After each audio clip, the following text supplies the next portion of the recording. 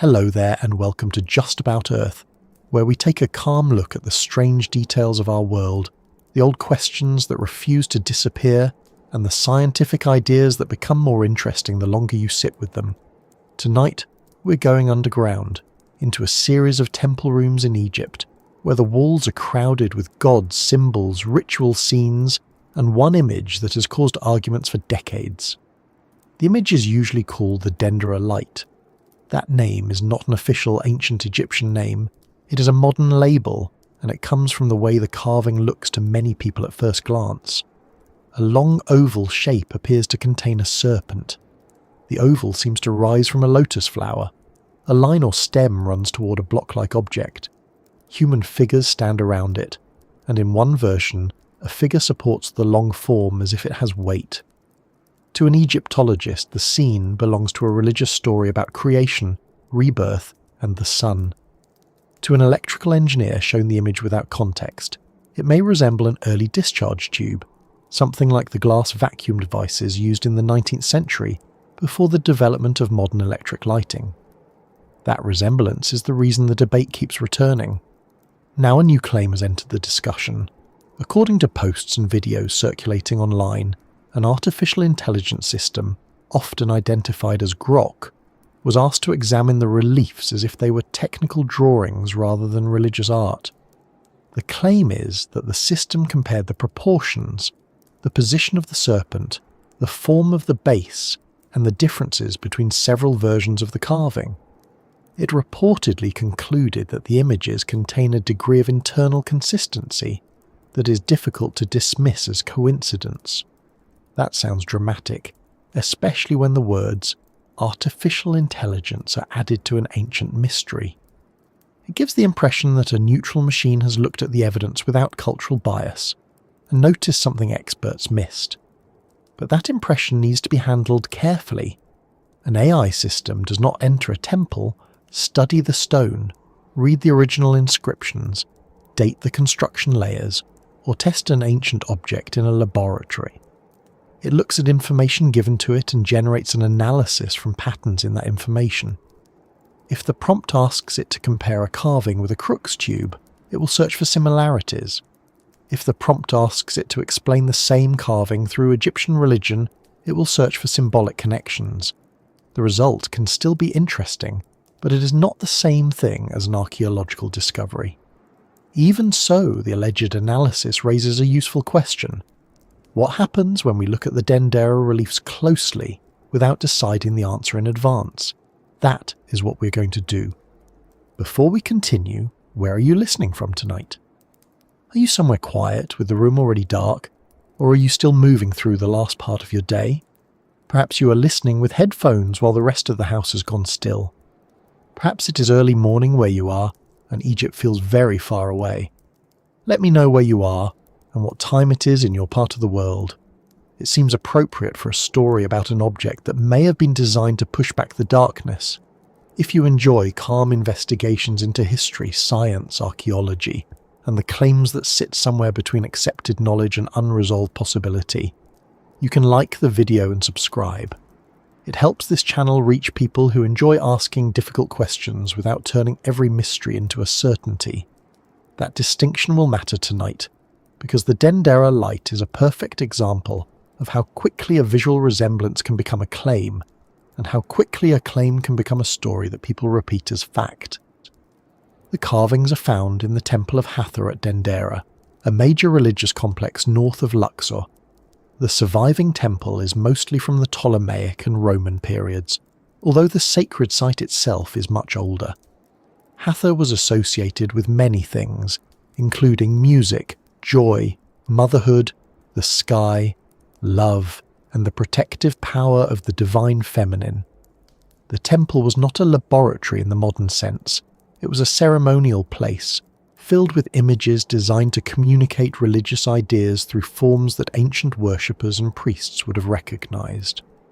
The controversial reliefs are located in underground chambers often described as crypts. These spaces are narrow, enclosed, and not designed for crowds.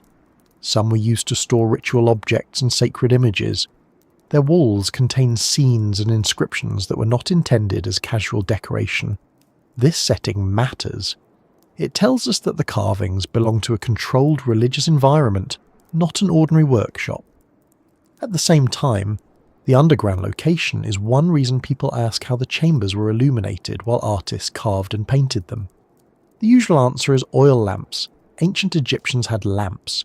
They had wicks, oils, torches, polished surfaces, and practical methods for bringing light into dark places.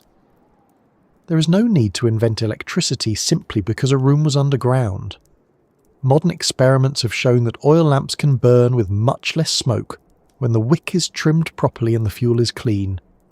Reflective metal surfaces may also have helped direct light. Workers could have used several lamps and cleaned the walls afterward. These explanations are ordinary, but ordinary explanations are often correct. Supporters of the electrical theory point to something else. They say that some dark temple rooms and tomb interiors do not show the heavy soot deposits that prolonged torch use might be expected to leave. From this, they argue that the Egyptians may have had a cleaner source of light. The Dendera images in that interpretation are not simply symbols, they are records of a device. The device is usually compared with a Crookes tube. A Crookes tube is an early experimental vacuum tube developed in the 19th century. It consists of a sealed glass container from which most of the air has been removed. Electrodes are placed at opposite ends. When a high voltage is applied, electrical effects become visible inside the tube. Depending on pressure, materials and design, the tube may glow. These devices helped scientists investigate cathode rays and eventually contributed to the discovery of the electron and the development of technologies such as fluorescent lamps and television tubes. When the Dendera image is placed beside a Crookes tube, several features attract attention. The long oval can be seen as the glass envelope. The serpent can be seen as an electrical discharge. The lotus can be seen as a socket or terminal. The block at the other end, often identified in Egyptian interpretation as a jed pillar, can be seen as a supporting component or electrical connection. A long line extending from the scene can be seen as a cable. The figure holding the oval form can be seen as a worker supporting a large tube. Once you hear that explanation, it is difficult not to see it. That is part of the problem. Human vision is very good at finding familiar shapes. We see faces in clouds, animals in rock formations, and meaningful patterns in random arrangements. When we know what a vacuum tube looks like, an ancient image with an elongated oval and an internal line can begin to look technical. The resemblance may be genuine at the level of shape, but shape alone does not establish function. A drawing of a serpent inside a symbolic bubble can resemble an electrical discharge without representing one. A lotus can resemble a socket without being a socket. A sacred pillar can resemble a machine component without having been designed as one. Ancient Egyptian art was not intended to follow modern engineering conventions. Size, position, and proportion often carried symbolic meaning rather than mechanical information. Gods could be shown larger than humans because of status, not because the scene was drawn to scale. Objects could be arranged for clarity rather than physical realism. The alleged AI analysis attempts to move beyond simple resemblance. It focuses on repeated proportions, internal placement, connection points, and variation across several reliefs. According to the claim, the serpent does not float randomly inside the oval. It follows a controlled path. The oval does not simply emerge from the lotus in a loose artistic way. It appears joined to it. The opposite end is associated with a jed pillar or support. Different versions of the scene seem to show changes in length, orientation, and internal form, as if several designs or operating states were being represented. If those observations are accurate, they deserve attention. Repeated structure can be meaningful. In technical diagrams, consistency suggests that the artist is recording a specific object. In religious art, however, consistency can also result from a stable iconographic tradition. Priests and artists repeated sacred scenes according to established rules. A symbol did not need to be a machine to appear in several carefully controlled versions. The question is not whether the reliefs are consistent. They clearly belong to a deliberate visual system. The real question is what kind of system it was. Was it a technical system based on physical components? Was it a religious system based on known Egyptian symbols? Could it have been both, with religious language used to describe a practical device? Or are modern viewers combining unrelated details because the finished image happens to resemble later technology? These possibilities cannot be separated by visual comparison alone. Context matters, inscriptions matter, physical evidence matters, and the broader history of Egyptian technology matters. If ancient Egyptians built electrical lamps, we would expect more than a wall image. We might expect fragments of glass designed to hold a partial vacuum, metal electrodes, insulated conductors, tools for producing reliable electrical connections, chemical sources capable of supplying sufficient voltage, workshop debris, maintenance records, or references to unusual lighting equipment in administrative texts. So far, no accepted collection of such evidence has been found. That does not make every question disappear. It simply sets the standard. Extraordinary claims are not rejected because they are unusual. They are tested more carefully because a single accepted example would require major changes to our understanding of ancient technology. This is where another famous object enters the discussion, the so-called Baghdad Battery. It is not Egyptian, and it comes from a much later setting in the region around modern Iraq.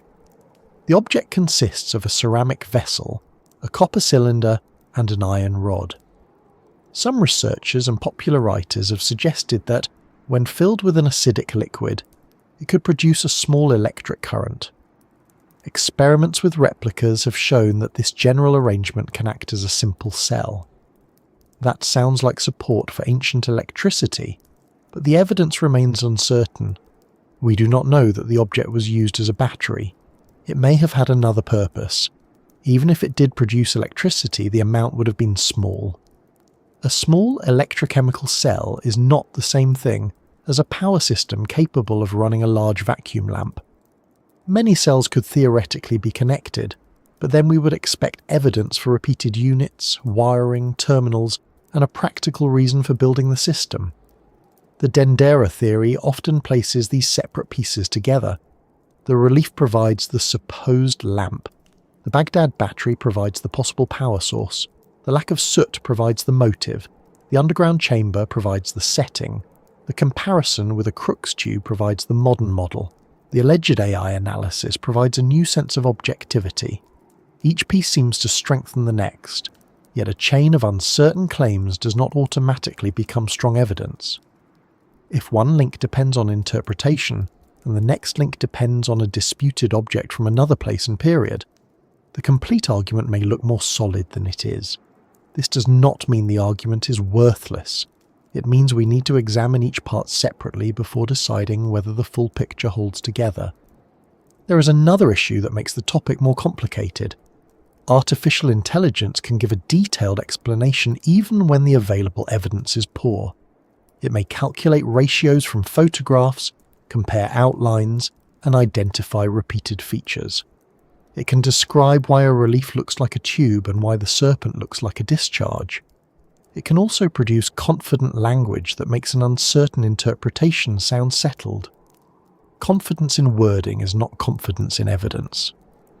For an AI analysis to be genuinely useful here, we would need to know exactly what images were used, whether they were corrected for camera angle and distortion, how the dimensions were measured, which reliefs were included, what alternative interpretations were tested, and whether the model was asked leading questions. A photograph taken from the side can change apparent proportions. A damaged section can create a false connection. A reconstruction drawing can contain details that are less clear in the original stone. A prompt that begins with the assumption of an electrical device can guide the model toward that conclusion. A proper comparison would need controls. The system should be shown other Egyptian religious scenes without being told what they represent. It should be asked to identify technical features and symbolic features independently. Archaeologists, engineers, historians of technology, and specialists in Egyptian language should examine the same material. Their conclusions should be compared, including disagreements. Most importantly, the results should be published in a form that other people can inspect and repeat. Without that process, the phrase AI reanalyzed the Dendera Light may mean little more than someone uploaded images to a chatbot and asked for an opinion. Still, there is a reason the claim has caught people's attention. The relief does look unusual to modern eyes. It does contain a combination of forms that can be mapped onto electrical components. Several versions do exist, and the differences between them invite comparison. The inscriptions contain references connected with light, appearance, rising, shining, or divine illumination, depending on how particular passages are translated and interpreted. None of this proves a lamp, but it gives the discussion more substance than a completely random resemblance. The stronger skeptical position is not that the image looks nothing like a lamp. It plainly can look like one. The stronger position is that resemblance must be judged within the visual language of ancient Egypt. The serpent, lotus, protective oval, jed pillar, and divine figures all have established religious meanings. The scene can be explained as the birth or emergence of a solar serpent from a lotus, associated with creation and renewal. This interpretation fits the temple setting, the surrounding images, and Egyptian religious texts. The strongest alternative position is not that Egyptians definitely had electric bulbs. That goes beyond the evidence. A more careful version says the relief may preserve technical information within symbolic imagery, or that the repeated structure deserves engineering analysis rather than immediate dismissal. It asks whether a ritual scene could also encode a device, especially in a culture where practical knowledge was often connected with religion and controlled by specialist groups. That question is harder to answer than either side usually admits. Ancient people were not primitive in the careless sense of the word. Egyptian builders, surveyors, metal workers, physicians, stone carvers, and astronomers had detailed practical knowledge. They achieved results that required planning, measurement, skilled labour, and long traditions of observation. It is reasonable to remain open to technologies that have not survived clearly. But being open does not mean accepting every modern comparison. Ancient Egyptians also had a complex symbolic language that can seem unfamiliar when removed from its context. A modern machine may provide an easy explanation because machines are familiar to us. A religious creation scene may feel less satisfying because its meaning depends on beliefs, texts, and ritual associations that most viewers have never studied. The challenge then is to avoid two mistakes.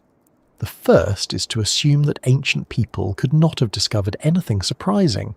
The second is to assume that every surprising image is evidence of lost advanced technology. Between those mistakes is a narrower and more useful path. We can inspect the carvings carefully. We can ask what the symbols meant in Egyptian religion. We can compare the forms with real electrical devices. We can look at the limits of the Baghdad battery analogy. We can examine the soot question without exaggerating it. We can consider what AI can identify and what it cannot establish. We can also look at the differences between the reliefs, because those differences may tell us whether we are seeing several technical configurations or several versions of a sacred image. For now, imagine entering the crypt at Dendera with a small lamp in your hand. The room is close, and the stone walls are covered with carved figures. Your light moves across the surface and catches the long oval shape. The serpent inside becomes visible first, then the lotus, then the pillar and the figures around it. You already know the two competing explanations. One says you're looking at the appearance of a god in symbolic form. The other says you may be looking at a machine described through sacred imagery. The stone itself does not settle the argument at a glance.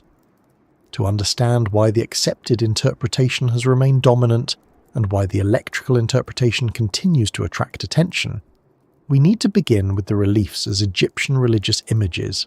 That means looking at the temple, the crypts, the lotus, the serpent, the Djed pillar, and the creation story that connects them, because only after we understand what the scene was supposed to mean can we judge whether it might also show something else. The accepted explanation begins with the place itself. Dendera was not an industrial settlement built around workshops, generators, or experimental equipment. It was one of the most important religious centres in Upper Egypt, and its main temple was dedicated to Hathor. The standing structure belongs mainly to the late Ptolemaic and Roman periods, although worship and construction at the site go back much further. The temple that visitors see today was therefore built by people living near the end of ancient Egyptian civilization, not by the builders of the earliest pyramids. By that time, Egyptian priests were preserving traditions that had developed over thousands of years, often combining very old religious ideas with newer forms of temple decoration. This date is important because the Dendera Light is sometimes presented as if it came from an unknown age before recorded history. It did not. The reliefs were created during a period that left inscriptions, buildings, coins, statues, papyri, tools, lamps, glass objects, and records of contact with Greek and Roman societies. That does not rule out the possibility of forgotten technology, but it means the carvings were not made in complete isolation. If a working electrical system existed at Dendera, it would have existed in a world with active trade, organised government, skilled metalworkers, trained scribes, and observers from several cultures. The reliefs are found in narrow crypts built within or beneath parts of the Temple of Hathor. These chambers were not burial crypts in the usual modern sense. They were hidden temple rooms used for storing valuable ritual objects, sacred images, and materials connected with ceremonies. Some were difficult to enter, which made them suitable places for protecting objects that were not meant to be handled by ordinary visitors. The images on their walls related to the religious work of the temple and to the divine objects kept there. That setting immediately affects how Egyptologists read the supposed bulb.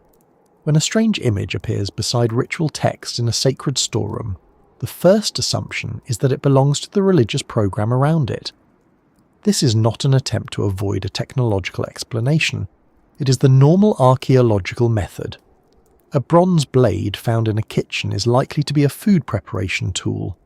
The same blade found beside a ceremonial altar may have had a ritual purpose. Context does not answer every question, but it gives the object a starting point. To understand the scene, we need to look at the main figures one at a time. The first is the serpent inside the long oval form. The inscriptions identify this serpent with Harsomtus, whose Egyptian name is often written as Horsematawi or Harsomtu. The name is usually understood as Horus who unites the two lands. At Dendera, Harsomtus was connected with Hathor and could appear as a divine child, a falcon, or a serpent. This was not unusual in Egyptian religion. A god could take several forms depending on the ritual, location, time of day, or theological idea being expressed. The serpent therefore has an identity within the temple's own system. It is not merely a line that later viewers decided looked like a glowing filament. The text near at least some of the reliefs describes Harsomtes as a living divine spirit, associated with a lotus flower and a solar bark. Other parts of the inscription refer to the Djed pillar raising or supporting his image. The language is religious and ceremonial rather than mechanical. It names gods, sacred forms, divine appearances, and ritual objects. It does not describe voltage, fuel, metal contacts, pressure, glass production, or operating instructions. That does not mean every word is simple to translate. Ptolemaic temple inscriptions can be extremely complicated. Priests used wordplay, rare signs, deliberate double meanings, and references to local traditions. A short group of hieroglyphs could carry several related ideas at once. Translation is therefore not a matter of replacing every Egyptian sign with one English word. Specialists compare parallel texts, titles of gods, ritual scenes, grammar, and the way the same phrases appear elsewhere. This complexity sometimes helps the electrical theory. When translation sounds strange or difficult, it is easy to suspect that scholars are forcing a religious meaning onto something technical. A phrase involving light, rising, shining, power, or the appearance of a god can sound like a description of electricity when read in modern English. Yet these words were already central to Egyptian solar religion. The sun rises, shines, appears, gives life, defeats darkness, and renews the world. A reference to illumination is not automatically a label saying, "This object is a lamp." Ancient Egyptian temples were full of light-related language because light was a religious subject. Sunrise represented renewal. The daily return of the sun showed that order had defeated darkness again. A god emerging from a lotus at the beginning of creation was therefore connected with the first appearance of light, even if no physical lamp was involved. The temple could describe this event as an illumination, without describing a lighting appliance. The lotus is the next major feature. In the relief, the serpent emerges from what looks like a flower at one end of the long oval. Supporters of the technical theory often identify this flower as a socket. Its narrow stem resembles a cable or connector, and the wider open section appears to hold the end of the supposed tube. Within Egyptian creation traditions, however, the lotus had a well-established role. Several Egyptian accounts of creation describe the first land, plant, god, or source of light emerging from the waters of chaos. In some traditions, a lotus rose from the primeval water and opened to reveal a young solar deity. The flower closed at night and opened with daylight, which made it a useful symbol of birth, renewal, and the return of the sun. A serpent emerging from a lotus therefore makes sense without electricity. The serpent represents Harsomptis in a solar and creative form. The lotus marks the point of emergence. The image shows divine life appearing from the first flower at the beginning of the ordered world. The scene is unusual to modern eyes, but its main parts belong to ideas found throughout Egyptian religion. The long oval surrounding the serpent creates more difficulty. It is the feature that most strongly resembles a glass bulb or vacuum tube. The object widens around the serpent and narrows near the lotus, producing an outline that looks manufactured. In some versions, it seems almost transparent because the serpent is clearly visible inside it. Egyptologists have interpreted this oval as a protective container, field, or symbolic space connected with birth. It is sometimes identified by the term HN and explained as a representation of the womb of the sky goddess Nut. The serpent is not necessarily inside a glass vessel. It may be enclosed within a divine space that represents gestation, protection, or the region from which the god appears. Egyptian artists often showed concepts that could not be physically seen. A god's power, a protective enclosure, the sky, the underworld, or the hidden space of creation could be given a clear outline. Modern viewers may interpret the outline as the wall of a solid object, because technical drawings use lines that way. An Egyptian priest may have understood it as a boundary between states, hidden and visible, unborn and born, darkness and light. The fact that the serpent can be seen inside the oval does not prove transparency. Egyptian art regularly displayed things that would be hidden in real life. Bodies were shown beneath clothing. Objects inside buildings could appear as though the wall had been removed. A child in a womb, a deity beneath the earth, or a sacred object inside a shrine could be represented openly, because the purpose of the scene was explanation, not optical realism. There is also a practical point. If the oval represented a huge glass tube, it would be an astonishing object. Producing large, thin, sealed glass forms is difficult. Producing one that could survive evacuation, electrical pressure, transport, and repeated use would require advanced control of materials. Ancient Egyptians were skilled glassmakers, especially in later periods, but the surviving glass industry does not show the equipment needed to manufacture enormous vacuum tubes of the size suggested by a literal reading of the relief. A defender of the theory might respond that the image was not drawn to scale. That is possible. The supposed device may have been smaller than the figures. Egyptian art frequently enlarged important objects and gods, but that solution creates another problem. If proportions are symbolic and cannot be read literally, then the apparent technical proportions of the tube, base, serpent and supporting figures become less reliable. We cannot treat the size as symbolic when it causes difficulty, and then treat the shape as mechanically exact when it supports the theory. At the far end of several reliefs stands the Djed pillar. This object is one of the most recognizable symbols in Egyptian art. It looks like a vertical post with several horizontal bars near the top. Its early origins are uncertain, but over time it became a symbol of stability, endurance, and the restored body of Osiris. It appeared in amulets, temple scenes, funerary equipment, jewellery, and inscriptions across a very long period. It was not invented for the Dendera reliefs. In the electrical interpretation, the Djed is sometimes described as an insulator, transformer, generator, or supporting tower. Its stacked upper bars can look like the ribs of a high-voltage component. In some images, arms extend from it and seem to hold the oval object. This can make the complete arrangement look like a machine resting on a technical support. The religious reading is much more direct. The Djed represents stability and is shown supporting the divine manifestation. The arms are related to the Egyptian Ka sign, which takes the form of two raised arms. They express support, power, or the vital presence associated with the god. The relief is showing the new solar being held securely as he emerges. The idea is not that a pillar is supplying current. It is that stability itself is personified and given arms. This may sound excessively symbolic to a modern viewer, but Egyptian temple art regularly worked in exactly this way. Symbols were combined to make complete theological statements. A Djed pillar could have arms, an Ankh sign could hold a fan, a scepter could be treated like a living being, a god could have a human body and an animal head. None of these combinations was expected to operate as an ordinary physical object. Nearby figures add another layer. In one relief, a human figure supports the long oval from below. Electrical interpretations identify him as a technician, carrying or steadying the tube. Religious interpretations connect the pose with supporting the sky or sustaining a divine form.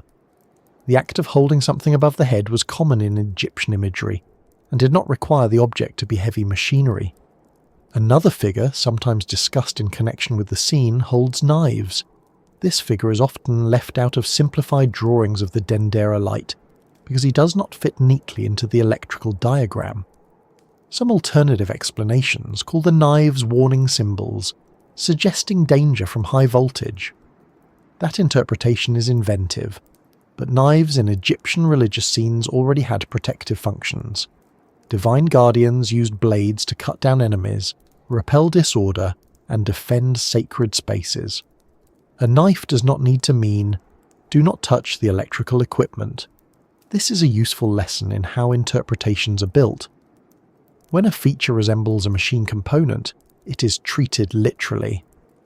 When another feature does not fit, it may be converted into a safety sign, a symbolic warning, or a detail unrelated to the device. The religious interpretation also combines symbols, but it has a larger body of comparable images and texts to work with. Serpents, lotuses, Djed pillars, protective gods, solar boats, K arms, and knife-bearing guardians all occur elsewhere in Egyptian art. The solar bark mentioned in the inscriptions is especially important. Egyptians imagine the sun travelling across the sky in a divine boat during the day and passing through the hidden regions at night. The sun's movement was not merely astronomy, it was a daily struggle that maintained cosmic order. Each sunrise was a successful return. If Harsomptus is described as a living bough in a lotus associated with the day bark, the relief belongs to this solar pattern. The bough was one aspect of a being's identity and ability to manifest. Translating it simply as soul can be misleading, but the basic point is that the text speaks about a divine presence appearing in a sacred form. It does not read like a label attached to a piece of equipment. The setting inside the crypt also fits ritual renewal. sacred statues and objects could be stored away, protected, brought out for ceremonies, dressed, carried, and exposed to sunlight at important moments in the festival calendar.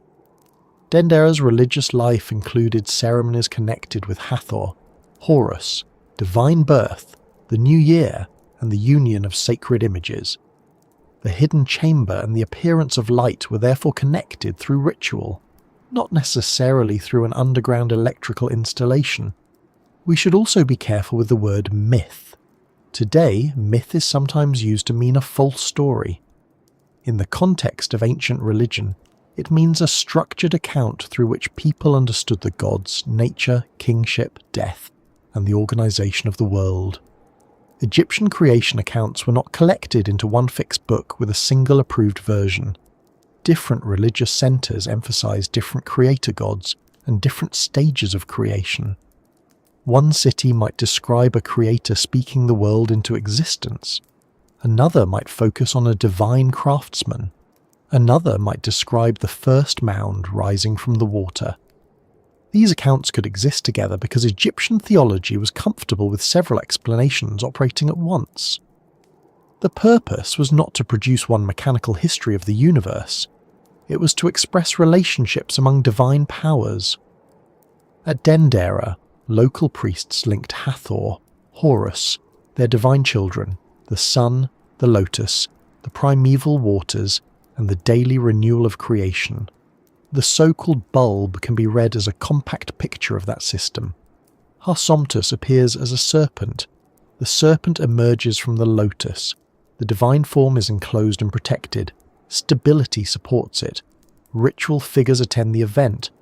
Texts identify the participants and connect them with the temple's sacred geography. Seen this way, the scene is not a random collection of objects that Egyptologists have covered with a convenient story.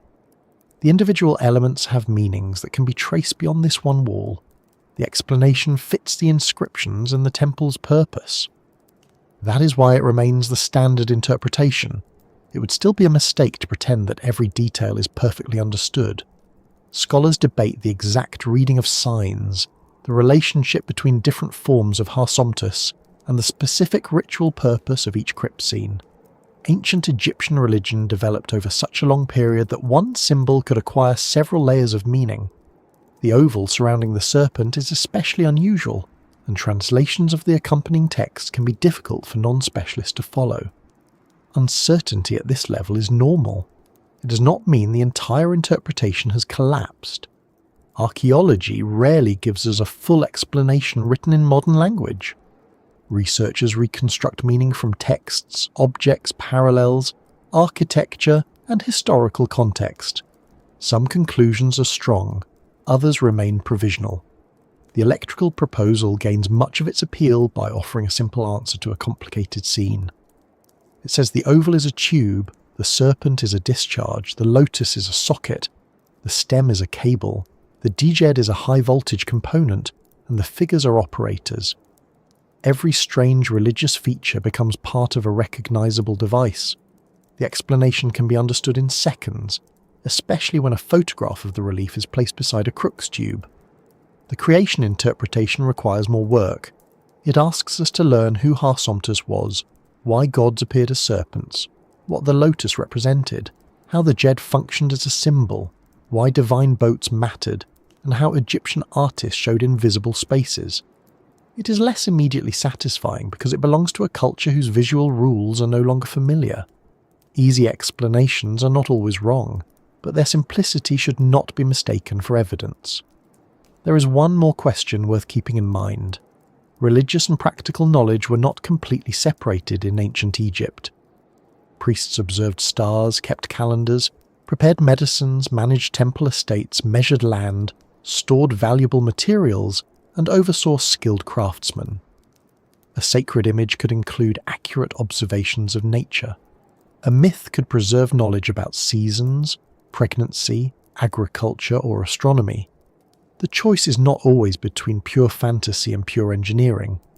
It is therefore possible to ask whether the Dendera scene was influenced by a physical phenomenon without claiming it depicts a complete electrical lamp.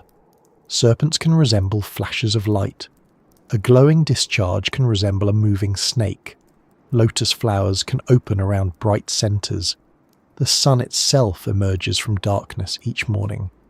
Artists build symbols from the natural world, and different cultures can create similar shapes for different reasons. To move from that reasonable possibility to a working vacuum tube, however, we need evidence that the religious reading cannot explain. We need measurements that show more than visual similarity. We need repeated technical relationships, plausible materials, a source of electricity, manufacturing methods, and physical remains. This is the point where the reported AI analysis claims to change the discussion. Instead of asking whether one relief vaguely looks like a bulb, it allegedly compares several carvings and examines the placement of their internal forms. It treats the lotus, serpent, oval, base, and connections as components, whose proportions may follow a technical pattern. It also asks whether the differences between the images could represent separate designs, changes in operating conditions, or stages in the use of a device. That approach sounds more rigorous than simply placing two pictures side by side. It may even reveal patterns that a casual observer would miss. Before accepting its conclusion, though, we need to know what the AI was actually shown, how it was prompted, and whether it could distinguish a technical pattern from the repeated rules of Egyptian religious art. That distinction matters because the phrase AI reanalyzed the Dendera carvings sounds much more definite than the available information appears to justify. It suggests a formal study, a documented method, a complete set of images, and a result that can be checked by other researchers. What seems to be circulating online is much less clear. The claim is usually presented through summaries, screenshots, short quotations, or videos describing an exchange with Grok. There does not appear to be a widely available archaeological paper in which the full prompts, source images, measurements, translations, and responses are published together. This does not make the exercise useless. It simply changes what we can reasonably say about it. An artificial intelligence system can examine an image and describe visible relationships. It can compare the length of one shape with another. It can notice that a serpent remains inside an oval boundary. It can identify repeated structures across several carvings. It can compare those structures with photographs and diagrams of early electrical tubes. These are real capabilities, and they can be useful when the limitations are understood. What an AI system cannot do from a few images is determined by itself, what an ancient carving originally represented. It has no direct access to the intentions of the artist or priest. It cannot inspect the depth of the cuts in the stone unless detailed scans are provided. It cannot confirm whether a faint line is original, damaged, restored, traced incorrectly, or exaggerated by lighting. It cannot establish the date of a relief from appearance alone. It cannot decide whether a repeated proportion is mechanical, symbolic, or simply part of an artistic convention without being given wider evidence. Most importantly, it responds to the question it is asked. Suppose someone uploads a photograph of the Dendera relief and asks, "Does this resemble a Crookes tube?" The model will search for points of resemblance. It may identify the outer form as a glass envelope, the serpent as a visible discharge, the lotus as a terminal, and the D-jed pillar as a supporting electrical component. That answer can sound impressive because the comparison is already built into the question. Now imagine the same image is uploaded with a different prompt. Explain this scene using the religious symbols of Ptolemaic Egypt. The model may identify Harsomptus, the lotus, the jed pillar, the solar bark, and the theme of divine emergence. The second answer may sound just as confident. The AI has not conducted two independent discoveries. It has followed two different interpretive paths. This is why prompts matter. A leading prompt does not always force a false answer, but it changes which patterns receive attention. The effect is similar to showing a person a cloud and saying, "Can you see the horse?" Once the suggestion is made, the horse becomes easier to find. If you instead ask whether the same cloud resembles a ship, the sails may suddenly look obvious. Clouds are forgiving that way. Ancient carvings can be as well. A stronger analysis would begin without telling the system what it is expected to see. The model could be shown several reliefs mixed with unrelated Egyptian scenes and early electrical diagrams. It could be asked to describe each image in neutral geometric terms. Only after those descriptions were recorded would researchers ask whether any of the carvings shared unusual features with known devices. Even then, the test would need safeguards. The images would have to be corrected for camera angle. Their scale would have to be known. Damaged regions would need to be marked. Modern tracings should be separated from photographs of the stone. The model should not be allowed to rely on captions containing phrases such as Dendera Light or ancient bulb, because those labels would immediately influence the result. None of this is especially glamorous.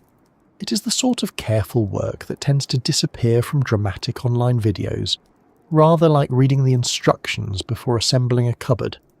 The instructions are not exciting, but the cupboard usually stands straighter when you use them. The reported Grok analysis is said to focus heavily on proportions. According to the circulating claim, the long oval form is not merely similar to a tube in a general sense. Its length, width, narrowing end, and relationship with the lotus are said to follow a repeated design. The serpent remains placed within the enclosed form rather than crossing through its outer boundary. At the opposite end, the oval approaches or rests against the jed pillar. A line extends from the lotus area toward another object or figure. These details are then interpreted as parts of a connected system. Proportion can provide meaningful evidence, but only when it is measured properly. Ancient Egyptian artists often used grids to control the proportions of human figures. A head, torso, knee, and foot were placed according to an established system. This produced consistency across different walls and different periods. The consistency was technical, in the sense that artists followed rules, but it does not mean every repeated relationship represented machinery. Temple images were also organised according to available wall space. A scene had to fit between architectural boundaries, neighbouring inscriptions, doorways and registers. An artist might lengthen a serpent, compress a figure, or adjust the curve of an object to fill the area clearly. If several versions were created by the same workshop or based on the same master design, their proportions could remain similar even when the subject was entirely symbolic. For a proportional comparison to support the electrical theory, the measurements would need to show something more specific. They would have to match functional relationships found in vacuum tubes, not merely the fact that the shape is long and rounded. A researcher might ask whether the distance between supposed electrodes corresponds with a plausible discharge gap.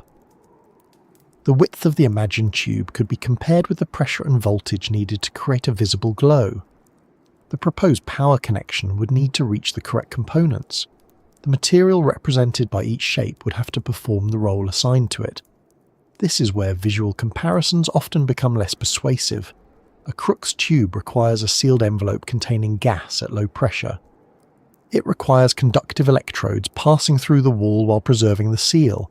It requires a substantial potential difference. The visible effect inside the tube depends on pressure, gas composition, electrode shape, and voltage. A serpent-like path can be produced in some electrical discharges, but the mere presence of a wavy line does not tell us that these physical conditions existed. The Dendera serpent also has a head, body, and recognizable divine identity. In some versions, it appears upright. In others, it extends horizontally. The electrical interpretation treats these variations as possible changes in discharge behavior or tube design.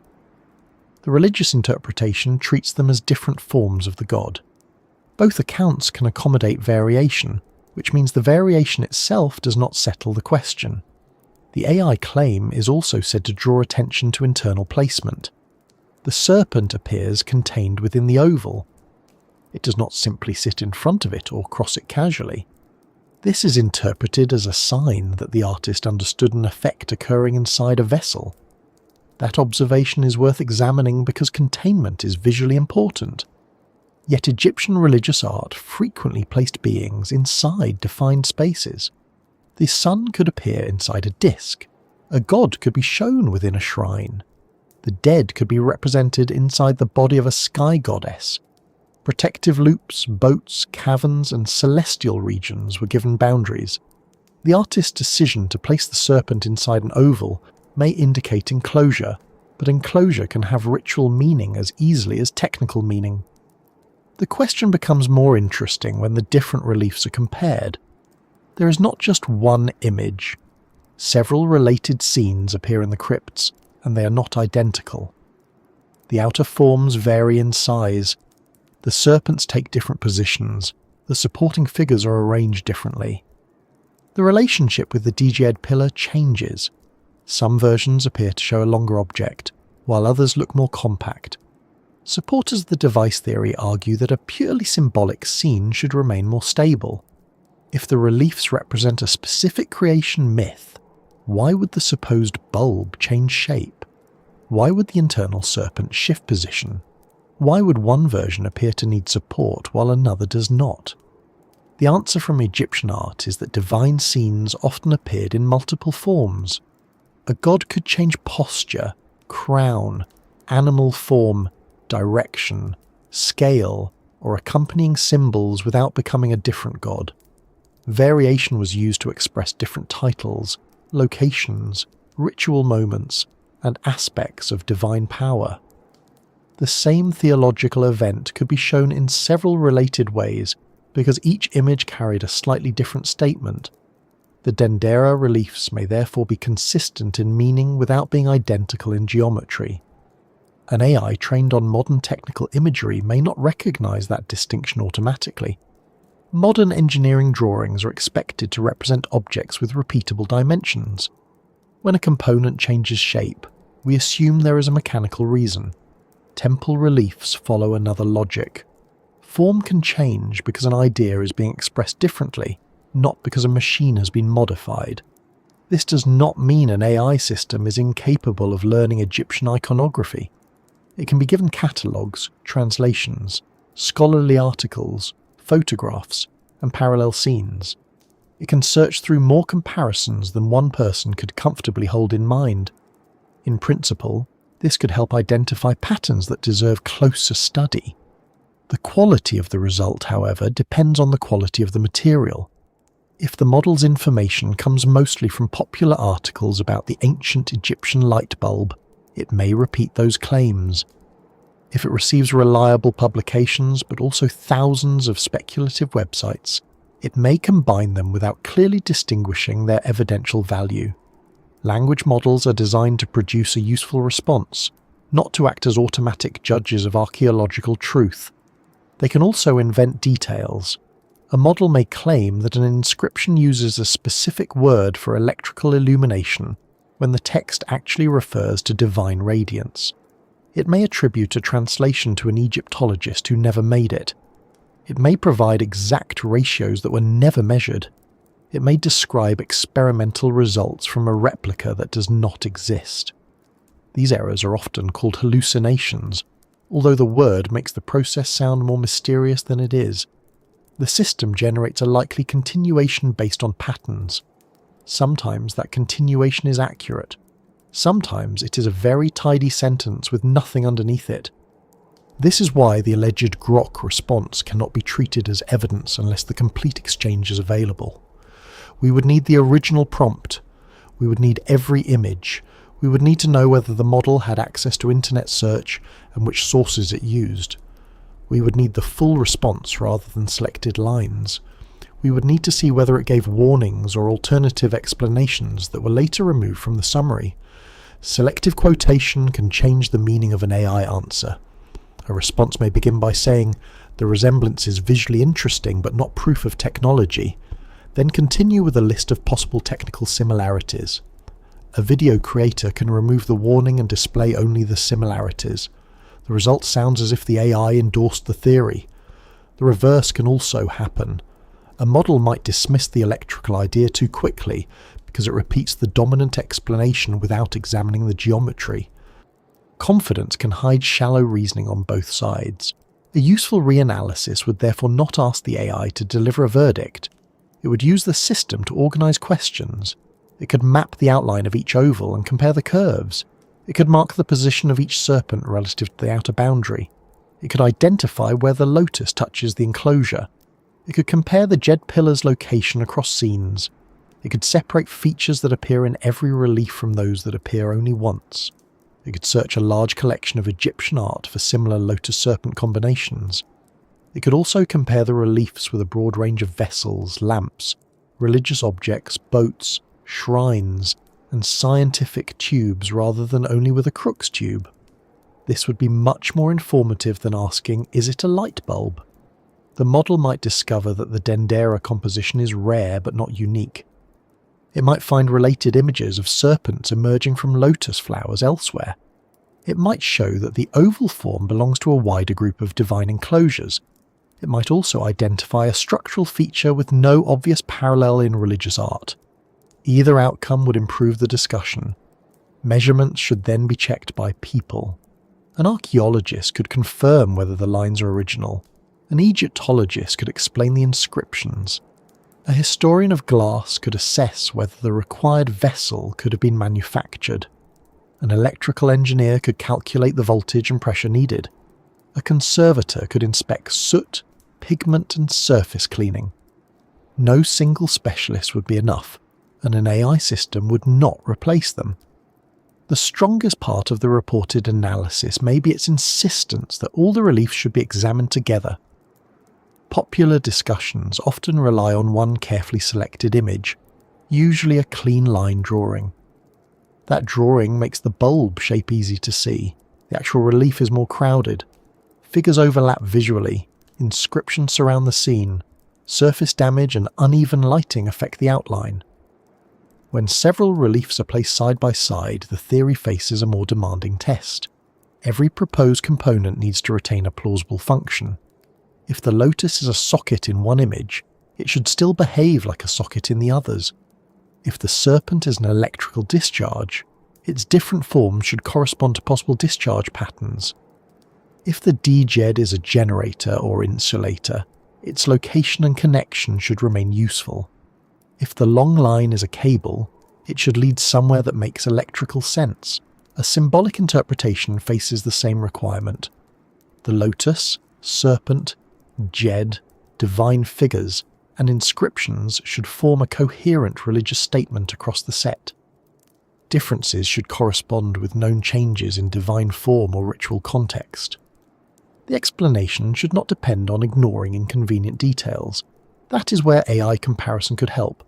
It has no need to become tired after examining the sixth nearly identical carving. It can record small differences patiently. It can measure outlines repeatedly. It can test whether the same ratio appears across the group. The numbers would still need interpretation. Imagine that the outer form in 3 reliefs has a length-to-width ratio of roughly 4:1. That could suggest a standard design. It could also reflect the rectangular wall spaces available to the artists. Imagine that the serpent's head appears near the D-jed pillar in every version. That could indicate an electrode location. It could also indicate that the god is facing a sacred symbol. A measured pattern is not meaningless, but its cause remains open. The word technical also needs care. A relief can be technically consistent because it was produced by skilled artists following a template. Ancient temple workshops used plans, proportions, sequences, tools, and trained teams. The carvings are technical products even when their subject is religious. Consistency proves intention. It does not tell us which intention. One claim associated with the AI discussion is that the serpent's position resembles the path of a plasma discharge inside a low-pressure tube. In an electrical device, a visible glow can take different forms as voltage and gas pressure change. This has led some supporters to suggest that the varying serpents represent different operating conditions. It is an interesting proposal, but it needs more than visual resemblance. A proper analysis would model the actual discharge expected inside a vessel with the proposed shape. It would specify the gas, pressure, electrode material, electrode placement, and voltage. The predicted glow could then be compared with the carving. Without those details, almost any curved line can be called plasma. The model would also need to explain the serpent's anatomical features. If its head and body are included because the discharge looked like a snake, that is possible. Humans often describe electrical forms through familiar animals. We speak of forked lightning, branching currents, and dancing arcs. But if the serpent is clearly identified by the inscription as Harsomptus, the technical theory must explain why a machine effect was given the exact identity of a known local god. One answer is that the priests use religious language to protect technical knowledge. This suggestion appears frequently in lost technology theories. It is not impossible. Specialist knowledge has often been hidden behind symbolism, restricted vocabulary, or ritual authority. The difficulty is that the explanation can protect itself from almost any objection. If the text is religious, that is called a disguise. If no components survive, they are said to have been secret, recycled, or lost. If the image differs from a real device, the changes are called symbolic. If it resembles a device, the resemblance is called precise. A theory that can explain every possible result becomes very difficult to test. For the electrical interpretation to become stronger, it must make predictions that could fail. It might predict traces of certain metals in the crypts. It might predict glass fragments with unusual seals. It might identify a repeated object in museum collections that has been misclassified. It might predict specific terms in temple inventories connected with replacement parts or maintenance. It might explain why the device appears only in restricted rooms and why no visitor described its use. Those predictions could be investigated. The AI did not discover an ancient lamp simply by recognizing a pattern. At most, the reported analysis reorganized familiar arguments and drew attention to details that might deserve more precise comparison. That is still useful. It encourages us to stop relying on the immediate impression of one photograph. It reminds us to examine all versions, to measure rather than guess, and to ask whether a proposed device remains coherent when every visible part is included. It also shows why AI should be treated as a tool for forming questions rather than an authority that closes them. A machine-generated answer can sound detached and neutral, but it inherits the assumptions in its prompt, the material in its training, and the limitations of the images it receives. It can detect consistency without knowing whether that consistency belongs to engineering or religion. The next step is to examine the most important physical relationships in the carvings themselves. The serpent's position, the lotus opening, the long stem, the djed pillar, and the apparent connection between them are the details on which the technical argument depends. Once those elements are separated from the overall impression of a giant bulb, we can ask whether they behave like parts of a working system, or whether their arrangement follows the religious language already used throughout the temple. That closer inspection begins with the serpent, because nearly every version of the electrical theory depends on treating it as more than a divine animal. In the traditional interpretation, the serpent is Harsomptus, a local form of Horus associated with creation, renewal, and the appearance of light. In the technical interpretation, it is the visible electrical discharge inside a large tube. The same carved line therefore carries two very different meanings, and the argument turns on whether its shape and position behave more like religious imagery or a recorded physical effect. At first glance, the electrical comparison is easy to understand. The serpent runs through the center of an elongated enclosure. Its body curves gently, much like a glowing discharge can curve inside a low-pressure glass vessel. The head is positioned near one end, and the tail begins near the lotus at the other. Because the serpent remains inside the surrounding form, it appears to be contained by it. A modern viewer familiar with neon tubes, plasma globes, or old laboratory equipment may immediately see something luminous occurring within a transparent shell. The image becomes more convincing when it is simplified. Remove the surrounding hieroglyphs, reduce the human figures to outlines, and place a drawing of a Crookes tube beside it. The shared arrangement becomes difficult to ignore. Both have a long outer container. Both have an active form inside, both narrow at one end, both appear connected to supporting parts.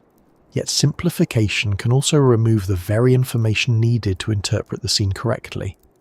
The serpent is not merely a wavy line, it has a recognizable head and body. It belongs to a group of divine figures. It appears beside inscriptions identifying the sacred beings and ritual objects involved. The surrounding scene is not drawn like a workshop demonstration. It is arranged like other temple reliefs in which gods, symbols, and ceremonial actions are combined into a theological statement. This creates the first important test. If the serpent represents an electrical discharge, does its form match what would be expected inside the proposed device? Electrical discharges in low-pressure gas do not usually form a single neat snake with a head. Their appearance depends on the pressure in the vessel, the type of gas, the position of the electrodes, the voltage, and the shape of the container. Some discharges can form glowing columns. Others produce bands, patches, rays, or branching paths. A curved luminous effect is possible, but the Dendera serpent is more organized than a random discharge. It is a deliberate animal with religious identity. Supporters of the technical theory respond that ancient observers may have represented the discharge as a serpent, because that was the closest familiar form. Lightning has often been described as a snake. Electrical arcs twist and move. A bright line inside a dark vessel could easily suggest a living creature. The use of an animal symbol would therefore not disprove the existence of a device. It might simply show how the phenomenon was understood. That possibility cannot be ruled out by appearance alone. Ancient cultures frequently described natural forces through animals and gods. The problem is proving that a real electrical effect came first, and the serpent symbol came later. At Dendera, serpents already had a long religious history. They were associated with protection, danger, renewal, the underworld, solar power, and divine manifestation. No electrical tube is required to explain why a serpent appears in a creation scene. The starting point of the serpent is the lotus flower. This is one of the most discussed parts of the carving because the lotus seems to act like the base of the entire object. The long enclosure narrows toward the flower, while the serpent's body appears to emerge from its opening. A stem extends away from the lotus, sometimes giving the impression of a cable attached to a socket. In the electrical reading, this is the input end of the tube. The lotus is interpreted as a holder, connector, or lamp base. Its petals grip the narrow neck of the supposed glass vessel. The stem becomes an insulated cable carrying current from a power source. The serpent begins close to this terminal because that is where the electrical discharge originates. It is a tidy explanation. Modern lamps have bases, tubes have electrodes, wires enter through sealed ends. The lotus shape can be mapped onto all of these parts with very little effort. The religious reading is equally direct within Egyptian symbolism. The lotus was associated with birth and the first appearance of the sun. It rises from water, opens in daylight, and closes when light fades. In Egyptian creation traditions, a solar child or divine force could emerge from a lotus at the beginning of the world. A serpent-formed god coming from the flower is therefore expected. The lotus is not holding a manufactured object. It is giving birth to a divine manifestation. The two explanations differ most sharply in what they expect the stem to do. A real electrical cable should connect the device to a source of power. It should lead toward a battery, generator, transformer, or another component capable of producing the required voltage. It should also be represented consistently enough that its function can be followed. In the relief, the line extending from the lotus does not end in an obvious bank of cells or a recognizable power unit. It continues through a crowded symbolic scene, and is often interpreted by Egyptologists as the stem of the lotus itself. That may seem too convenient. A stem can resemble a wire because both are long and narrow. The electrical theory says the artist used the familiar form of a plant to disguise or symbolize a conductor. The traditional theory says it is simply part of the plant. Without another piece of evidence, the line cannot decide the matter. Its thickness is sometimes presented as a clue. The stem looks substantial, more like a covered cable than a delicate plant stalk. But Egyptian reliefs were not drawn according to modern botanical accuracy. An artist could enlarge a stem so it remained visible, carried symbolic importance, or filled the available space. A thin, realistic line might disappear in the carved surface. The apparent cable thickness may therefore result from artistic clarity rather than electrical insulation. There is also the issue of branching. In some reproductions, the line appears to connect with a box-shaped object. In others, the relationship is less obvious. Photographs taken under different lighting can change which carved grooves seem continuous. A modern tracing may join lines that are separated on the stone, or omit marks that complicate the picture. This is why the alleged AI analysis places so much emphasis on connection points. A computer can enlarge an image, trace edges, and calculate whether one line physically meets another. That sounds objective, but the quality of the result depends entirely on the source image. If a shadow creates a false edge, the software may record a connection that is not carved. If erosion removes a small gap, separate forms may appear joined. If a published line drawing has already interpreted the relief, the AI is analysing the modern illustrator's decisions as well as the ancient work. To establish a true physical connection, researchers would need detailed photographs taken under controlled light, high-resolution surface scans, and direct examination of the relief. They would need to determine where one carved line ends and the next begins. This is a small detail, but technical interpretations often depend on small details. A cable that does not actually connect is no longer a cable. It becomes two lines that happen to approach each other. At the opposite end of the long enclosure is the DJed pillar. This is the part most often described as the mysterious base or support. The DJed has a vertical body with stacked horizontal sections at the top. In the relief, it stands close to the rounded end of the supposed tube. In some versions, arms rise from it and support the enclosure. To a modern engineer, the DJed can resemble an electrical insulator. High-voltage equipment often uses ribbed ceramic components to increase the surface distance over which electricity would need to travel. The repeated horizontal bars of the JED look somewhat like those ribs. The vertical form can also suggest a transformer, coil, tower, or terminal assembly. This resemblance has become one of the most popular arguments for the lost technology interpretation. The supposed glass tube does not merely float beside a random symbol. It appears associated with something that looks remarkably like a high-voltage component. The arms seem to hold the tube exactly where a support might be needed. There are several difficulties with this reading. The Djed pillar was one of the most common and durable symbols in Egyptian religion. It appeared long before the Dendera reliefs, and in many contexts with no connection to electricity. It represented stability and became strongly associated with Osiris. Djed amulets were placed with the dead. Rituals involved raising the Djed. The symbol could be shown with arms, clothing, crowns, and other human or divine features. Its presence beside Harsomptus is therefore understandable as part of a religious statement.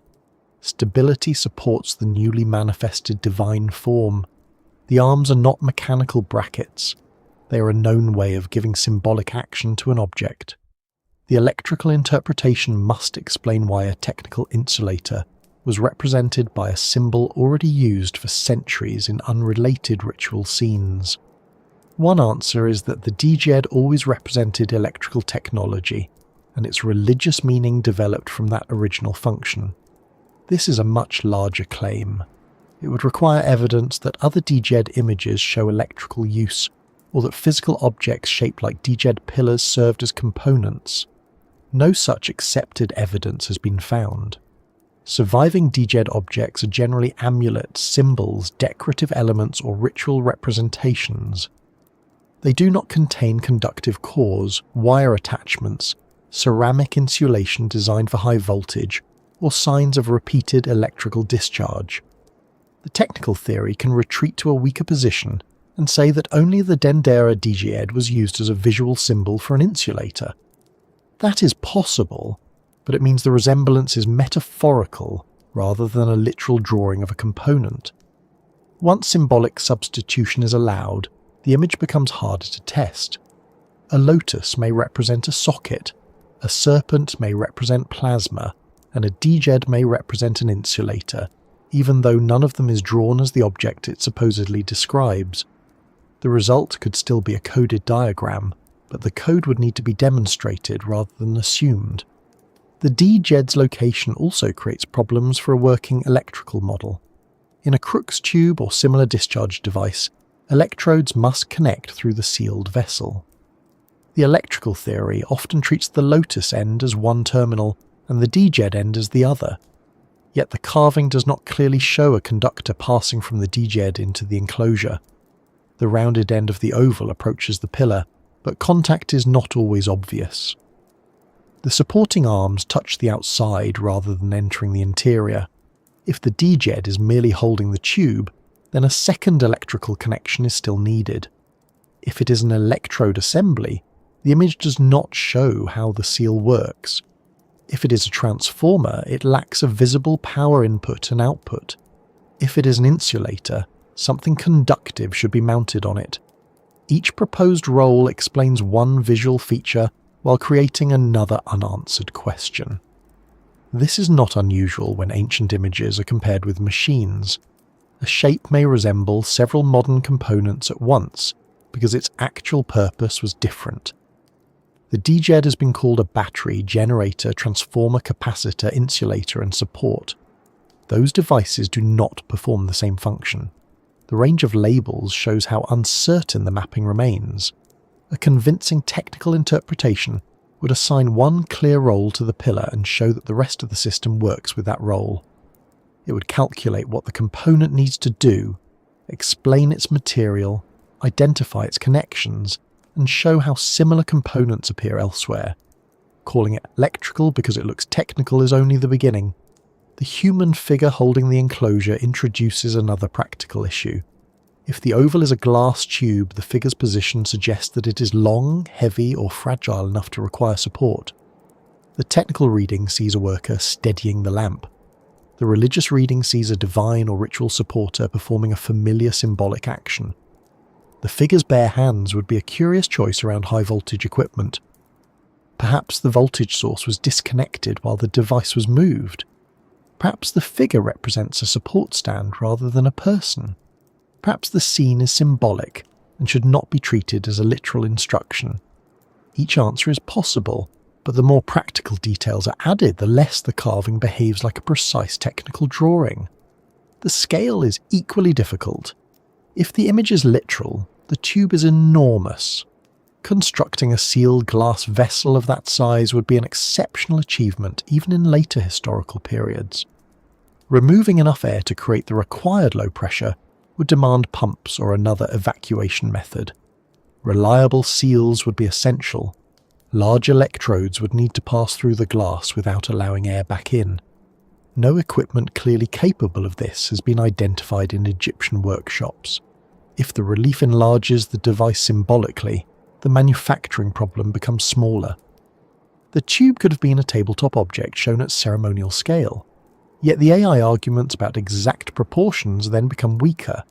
An object enlarged for religious importance may not preserve functional dimensions.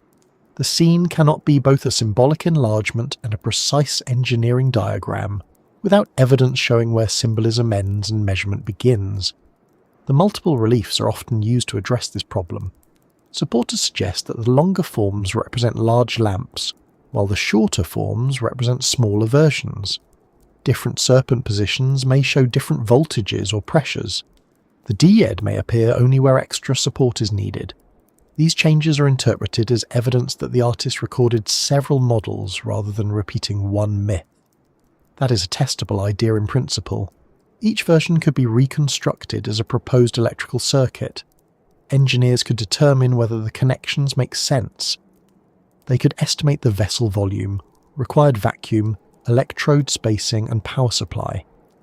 Replica devices could be built using materials available in the Ptolemaic period. The resulting glow could be compared with the carved serpent. Without that reconstruction, the argument remains visual.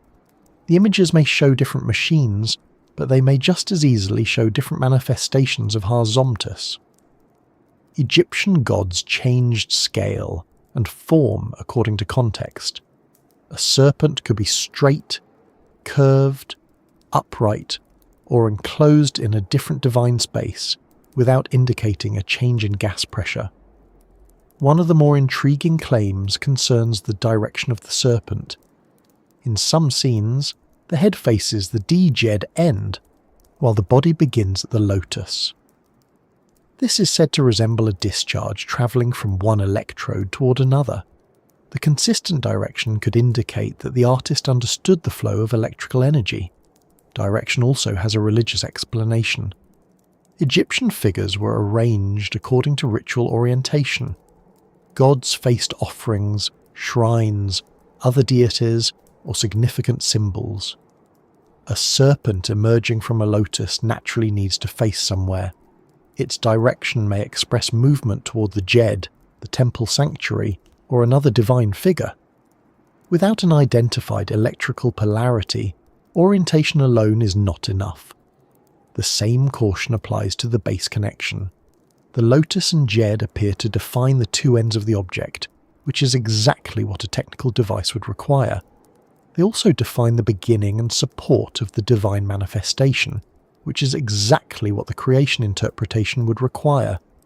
Both explanations fit the broad arrangement because both involve something extending from one point toward another. The question is whether any feature is unnecessary in the religious scene but necessary in the machine. The supposed cable is often offered as that feature. Why, supporters ask, would a lotus need such a long stem leading toward a box? A plant stem normally connects the flower to water or earth, but here it seems rooted like a wire. The answer depends on the full composition. Egyptian artists used long stems, ropes, scepters, and connecting lines to organize scenes. A lotus flower without a stem would be incomplete. The line may lead toward a symbolic container representing the source from which the flower arises. It may also connect visually with another ritual element. The fact that it resembles wiring is interesting, but electrical cables are not the only long lines in human art. A further problem is the power requirement. A simple chemical cell can generate a small voltage. A visible discharge in a large low-pressure tube requires much more. Even if objects like the Baghdad battery could produce current, many units would need to be connected. The resulting system should include rows of containers, metal links, and controlled terminals. None of these is clearly shown at Dendera. Some proposed reconstructions add hidden batteries outside the scene. The cable is said to lead toward them. This can make the system work on paper, but it also means the most important equipment is absent from the relief. The image then records the lamp in symbolic detail, while leaving out the power source, pumps, seals, controls, and maintenance tools. A religious relief has no difficulty with these absences because it does not require them. The technical theory must explain why a diagram would omit almost everything needed to build and operate the device. There is still a reasonable middle position. The artist may have observed a luminous phenomenon and expressed it through familiar sacred symbols without depicting a complete machine. That phenomenon might have been static electricity, glowing minerals, combustion, atmospheric light, or an effect produced during a ritual. The serpent, lotus, and Djed could have been chosen because they match the experience. This idea avoids the need for a giant working lamp, but it is also harder to prove. Many bright or moving effects can be described as serpentine. Egyptian religion already connected these symbols with light. A natural or ritual observation may have influenced the imagery, but influence is not the same as engineering. The alleged AI analysis is most useful when it forces the connections to be stated clearly. Where does the serpent begin? Does it touch the lotus? Does the oval form have a continuous boundary? Is the Djed in contact with the enclosure? Does the stem reach another component? Are the same relationships present in every relief? These questions can be measured. Their answers may reveal that popular drawings have exaggerated certain links. They may also show that the artist repeated a very specific arrangement more carefully than previously recognized. Either result would be valuable. What the geometry cannot do by itself is tell us why the arrangement was repeated. Technical devices require consistent parts, but religious images also require consistent symbols. A serpent emerging from a lotus and supported by a djed is not random. It communicates a stable idea whether or not electricity is involved. To move the argument further, we need a modern device that can serve as more than a visual comparison. The Crookes tube is usually presented as that device because it contains a luminous effect inside a sealed glass form and requires connections at opposite ends. Examining how a Crookes tube actually works, rather than how it looks in a side-by-side picture, will show which parts of the Dendera comparison are technically meaningful, and which depend mostly on the eye completing a machine that the carving itself may not contain. The Crookes tube is useful to the Dendera debate because it gives the electrical interpretation a real device to compare with the carving.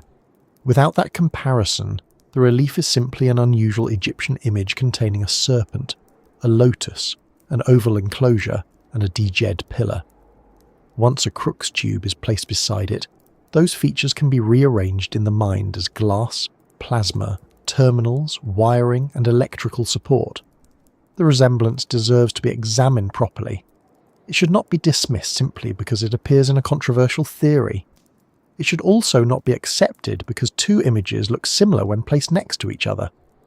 To decide whether the comparison has technical value, we need to understand what a Crookes tube is, what it requires to operate, and whether the Dendera scene contains those requirements. A Crookes tube is a glass electrical discharge tube associated with experiments carried out by the British scientist William Crookes during the late 19th century. The tube contains metal electrodes and has most of its air removed. When a sufficiently high electrical potential is applied between the electrodes, particles travel through the remaining gas inside the vessel. Crookes used tubes of different shapes to investigate cathode rays, which were later understood to consist of electrons. These experiments also formed part of the scientific path that led to the discovery of X-rays and the electron.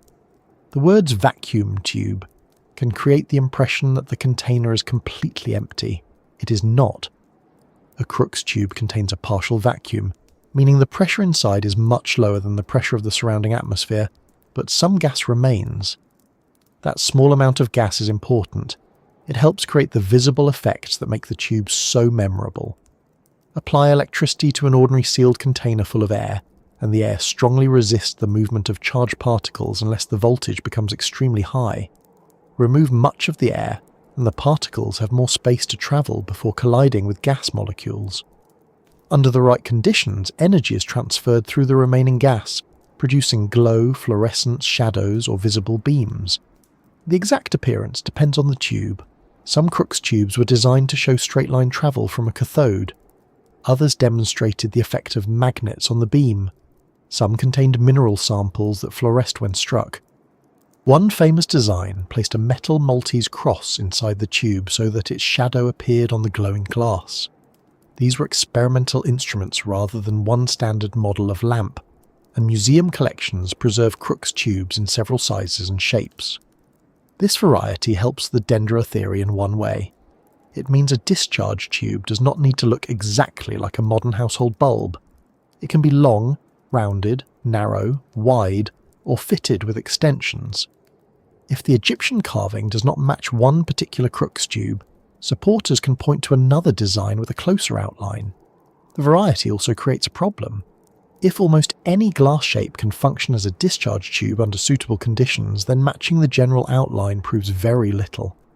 A bottle, flask, seed pod, protective oval, or ritual enclosure may resemble one member of a large family of laboratory tubes. The comparison becomes meaningful only when the internal components and their relationships also agree. A working Crookes tube needs a durable sealed vessel. It needs at least 2 electrodes or another workable electrical arrangement. It needs metal conductors passing through the glass without allowing outside air to enter. It needs a method for removing most of the gas. It needs a power source capable of producing high voltage.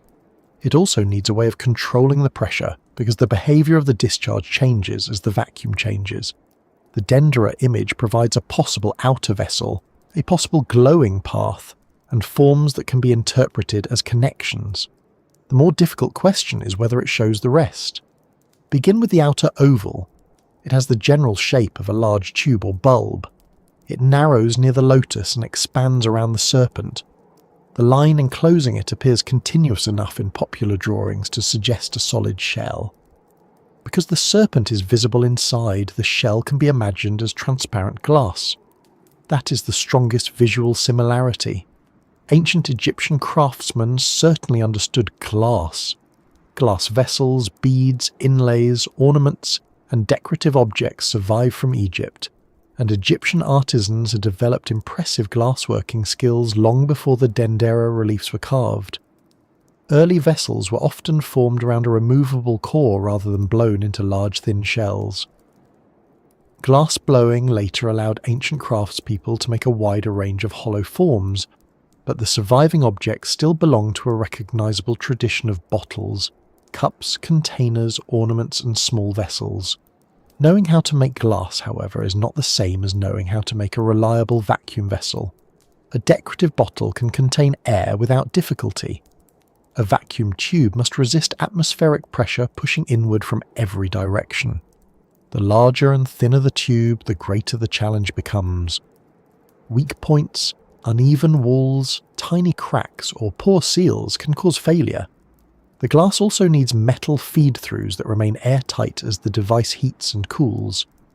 19th century vacuum tubes were produced after long developments in glass blowing, electrical science, metalworking, and vacuum pump design. Their makers did not simply shape a bottle, insert a wire, and hope the universe would take care of the rest. Producing useful tubes required specialist equipment and repeated experimentation. The glass and vacuum techniques developed around Crookes and related laboratories later contributed to practical electric lamps and electronic devices. The Dendera theory therefore requires more than an Egyptian ability to make glass. It requires evidence that craftsmen could create a sealed low-pressure chamber with electrical connections. No accepted Egyptian vacuum pump has been identified. No surviving large evacuated glass vessel has been recognized. No workshop equipment clearly designed to attach electrodes through airtight glass walls has been found. This absence does not prove that such equipment never existed.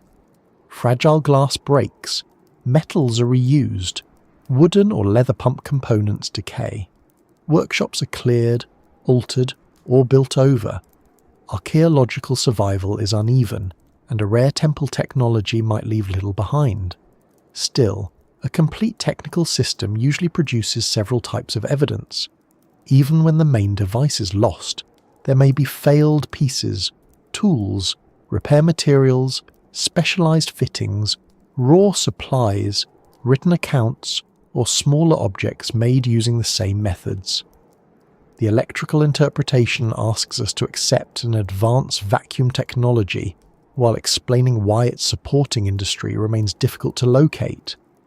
The serpent creates the next comparison. In the relief, it occupies the interior of the oval and follows its long axis. This resembles the active region inside a discharge tube. Modern demonstrations show glowing patterns within partially evacuated vessels as electrical energy passes through the remaining gas. Smithsonian descriptions of Crookes demonstration tubes identify their purpose as tracing an electron beam through a partial vacuum by observing luminous patterns. The word pattern is important. A discharge does not always appear as one smooth line. Under different conditions, it can fill part of the tube, produce separate bright and dark regions, strike the glass, or form a more concentrated beam. Crookes tubes were often designed so that the glass or a material inside fluoresced when struck by cathode rays. In some examples, the visible light came largely from the surface being hit, rather than from a serpent-like thread floating through the centre. A modern plasma toy can produce moving filaments that look much closer to snakes. A long exposure photograph of an electrical arc can also create a winding form. Those images make the Dendera serpent seem especially convincing. but they do not necessarily represent what a basic Grok-style device with the proposed arrangement would produce. To test the claim, an electrical engineer would need to choose a specific design. The outer shape would be reconstructed. Electrodes would be placed where the lotus and DGED are supposed to connect.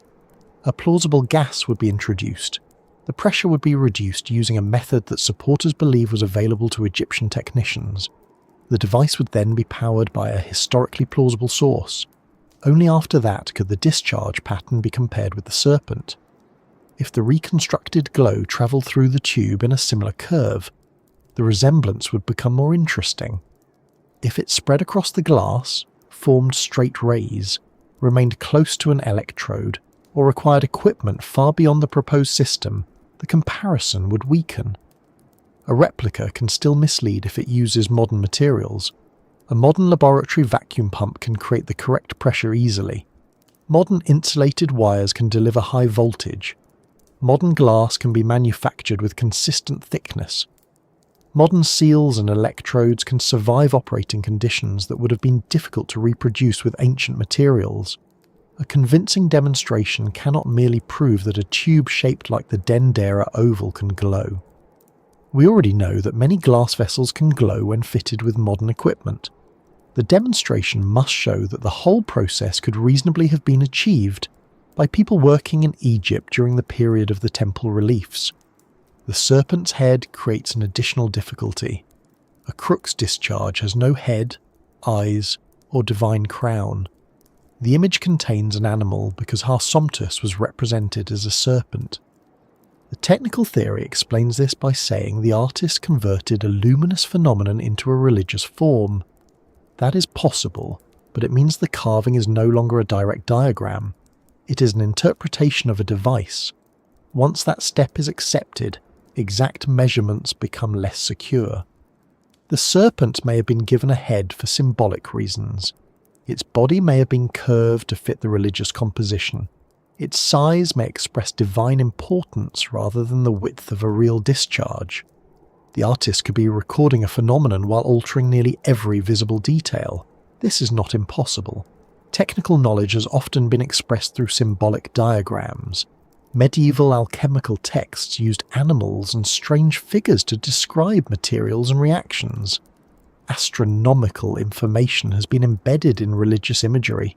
Specialist communities sometimes disguise practical knowledge from outsiders. The evidence must show that a hidden technical reading explains something the open religious reading does not. The lotus end is usually treated as the cathode, or the entry point for electrical energy. Its petals appear to surround the neck of the oval, as a lamp socket surrounds a bulb. The stem becomes a conductor. The serpent begins near this point, which can be interpreted as the origin of the discharge. A Grok's tube would require a metal electrode inside the glass, not merely a wire touching the outside. The conductor would need to pass through a sealed opening. In the relief, the lotus reaches the outer boundary, but no clear metal plate extends into the supposed chamber. The serpent's tail begins from the flower, which works well for a god emerging from a lotus but less clearly as an electrode drawing. The theory can identify the serpent's tail itself as the electrode. It can say that the artist simplified the internal metal fitting. It can also suggest that the lotus hides the seal. Each answer protects the technical model, but none is directly shown. The DGED end faces a similar problem. If the lotus supplies one electrical pole, another pole is needed. The DGED pillar seems to offer one because it stands near the opposite end. Its stacked bars resemble the ribs of a high-voltage insulator, and its raised arms support the enclosure. A real insulator does not create voltage. It separates conductive parts and reduces unwanted current leakage. A transformer changes voltage through electromagnetic induction. A generator converts mechanical energy into electrical energy. A terminal provides a connection. These roles are not interchangeable. Alternative diagrams label the DGED differently, depending on what the argument needs. In one reconstruction, it is an insulator. In another, it is a generator. Elsewhere, it becomes a transformer or power source. The uncertainty is a warning that the shape has been identified as electrical before its function has been established. If the DGED is an insulator, we should be able to locate the conductor mounted on it. If it is a transformer, we should identify coils or an equivalent structure. If it is a generator, we need a moving part, chemical process, or another method of producing electrical potential. If it is merely a stand, the device still needs its second terminal. The arms of the DGED touch or support the outside of the oval in several depictions. They do not clearly penetrate the enclosed space. A Crookes tube can operate with electrodes placed in different configurations, but the proposed circuit must eventually connect to something inside. Contact with the outer glass would not normally be enough to create the effect shown, unless the system used a more complicated form of capacitive coupling or external excitation. That would require another layer of engineering not visible in the relief. There is also no clear switch. This may sound like a trivial objection. An ancient ritual image would not need to show every control. Even modern advertisements display a lamp without including the fuse box, generating station, and person responsible for paying the electricity bill. A temple relief interpreted as technical evidence is being used for more than advertising, though. It is the main surviving image offered for the entire device. When necessary components are absent, the theory cannot assume they existed simply because the proposed machine needs them. The power source is the largest missing part. Crookes tubes generally require high voltage. A source that delivers only a small electrical potential will not create the same discharge. 19th century experimenters used specialized electrical machines or induction coils. The system could produce impressive effects, but it was not a modest lamp powered by a single small cell. That makes the Dendera device different from a normal oil lamp in practical terms. An oil lamp requires a container, fuel, and a wick. These are simple to prepare and replace. A vacuum discharge system requires sealed glass, electrodes, high voltage, insulation, a maintained low-pressure environment, and a power supply. If the goal was only to illuminate a crypt, the electrical system would be a remarkably complicated solution. Its light output may also have been disappointing. Crookes tubes were laboratory instruments, not efficient room lamps. Some produced bright fluorescence, but their purpose was to demonstrate electrical and radiation effects. The glow might be visually striking in darkness, without providing useful illumination across a working chamber. A large tube could also create heat and potentially produce X-rays depending on its design and operating conditions. Crookes's work on cathode rays was closely connected to the later discovery that these tubes could emit X-rays when the rays struck glass or another target. The ancient operators would therefore have built a complex high-voltage device that was fragile, difficult to manufacture, potentially hazardous, and not necessarily better at lighting a room than several well-maintained oil lamps. Supporters might say that the device was not designed for ordinary illumination. It may have been ceremonial. A mysterious glow inside a sacred chamber could have been used during rituals to create the appearance of divine light. In that setting, efficiency would matter less than effect. A faint serpent-like glow might have been more impressive than a bright practical lamp. This is one of the more reasonable forms of the electrical theory. It does not require every temple worker to carry vacuum tubes instead of lamps. It proposes a rare object controlled by priests and used on special occasions. The restricted crypt setting fits secrecy, and the religious form of the carving fits ceremonial use. The same proposal reduces the explanatory power of the missing soot argument, however. A ceremonial tube used occasionally would not explain how large areas were carved and painted. Workers would still need ordinary illumination. It also makes the technology harder to verify, because any absence of equipment can be attributed to rarity and secrecy. The size of genuine Crookes tubes offers another useful comparison. Surviving museum examples are commonly small enough to fit on a table.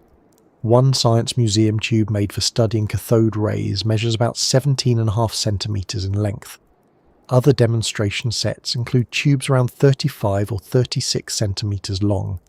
They are substantial laboratory objects. but they are far smaller than the human-length object suggested by a literal reading of the Dendera scene. Egyptian art did not use natural scale consistently, so the relief does not require a human-sized tube. The object may have been enlarged to make it visible or important. That answer is entirely plausible within temple art. It also means the proportions cannot be read straightforwardly as engineering dimensions. The alleged AI analysis may detect a stable ratio between length and width, but the ratio belongs to the carved image. It does not necessarily reveal the dimensions of a real vessel. A small ritual object could be enlarged, compressed, or adjusted to fit the scene.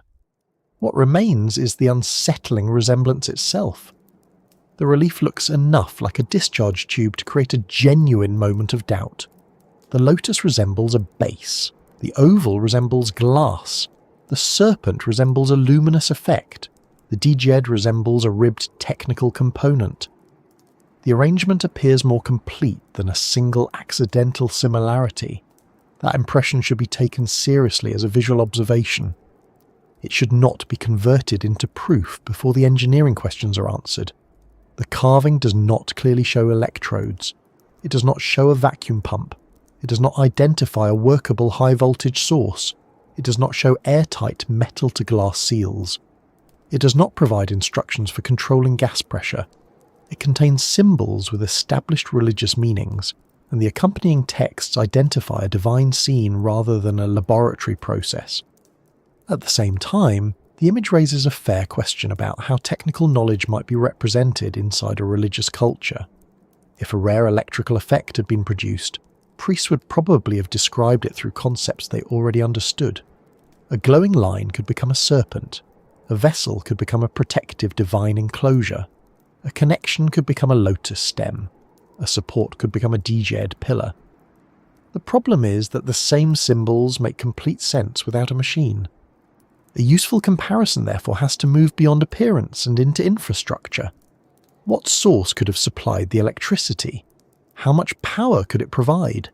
Could several ancient cells have been linked together? Would such a system create enough voltage to excite gas inside a partially evacuated vessel?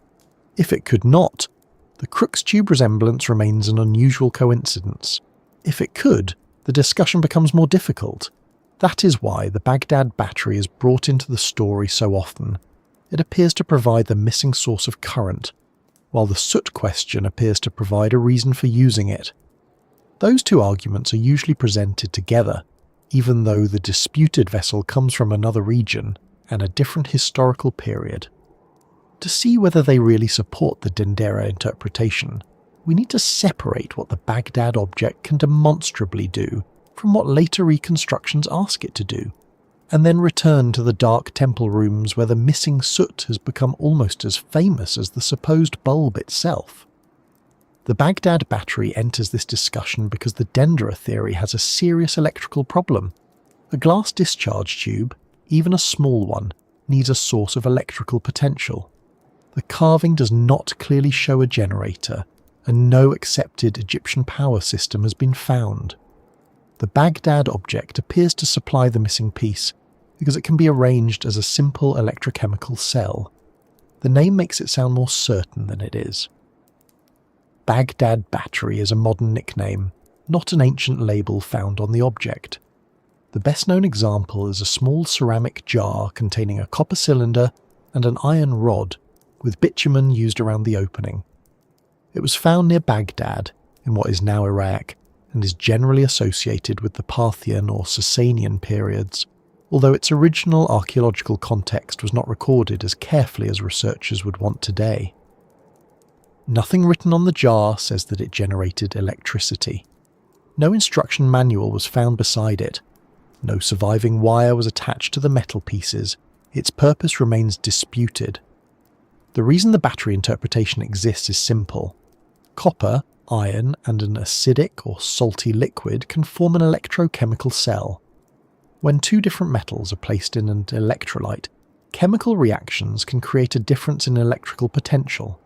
Connect the metals through an external path and electrons can flow. That is the basic principle behind a battery. Replicas of the Baghdad arrangement have produced measurable voltage.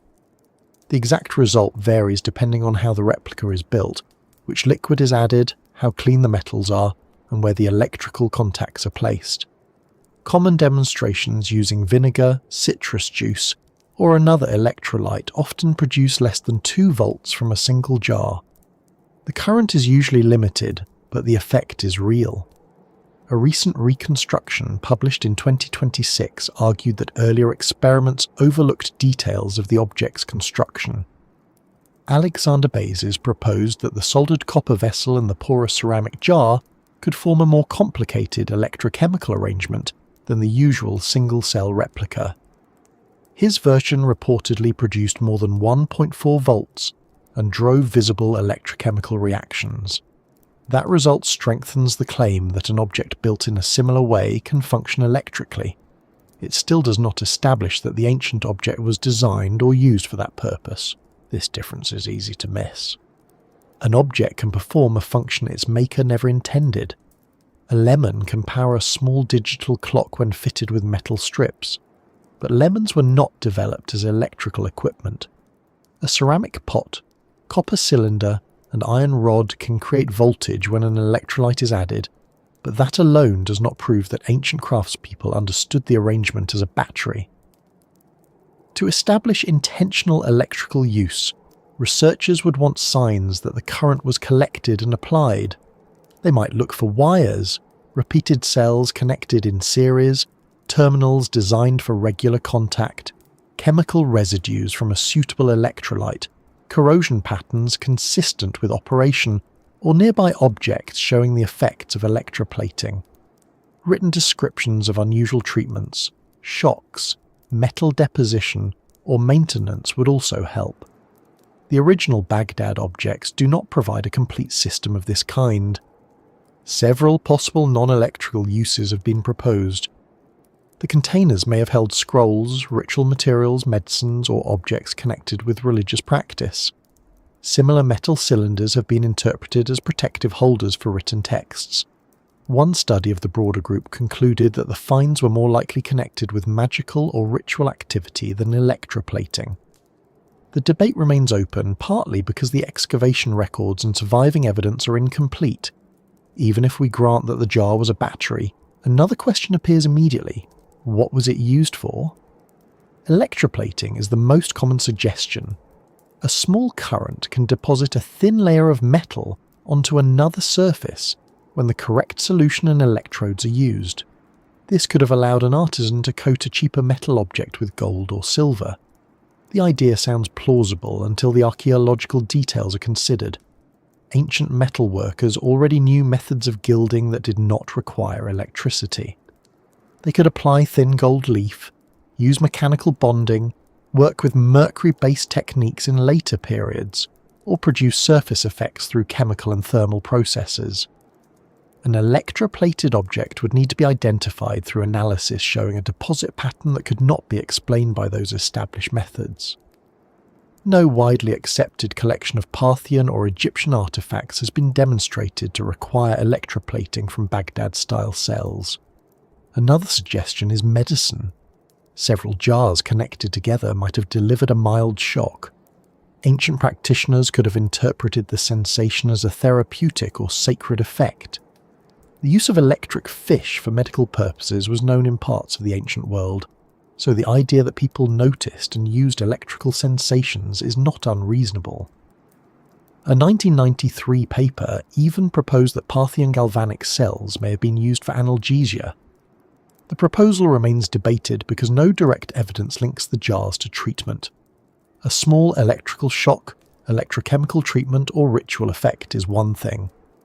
Powering a luminous vacuum tube is another. A single Baghdad-style cell produces low voltage.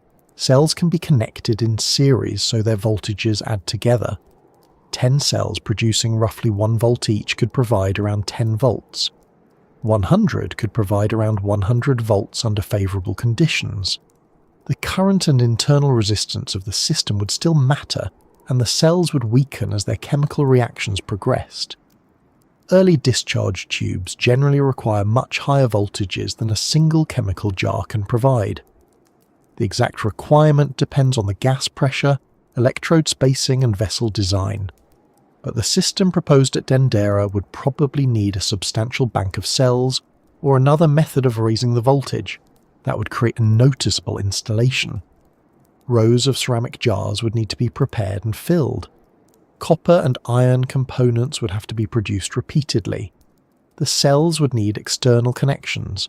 Corroded metals and used electrolyte would need replacement.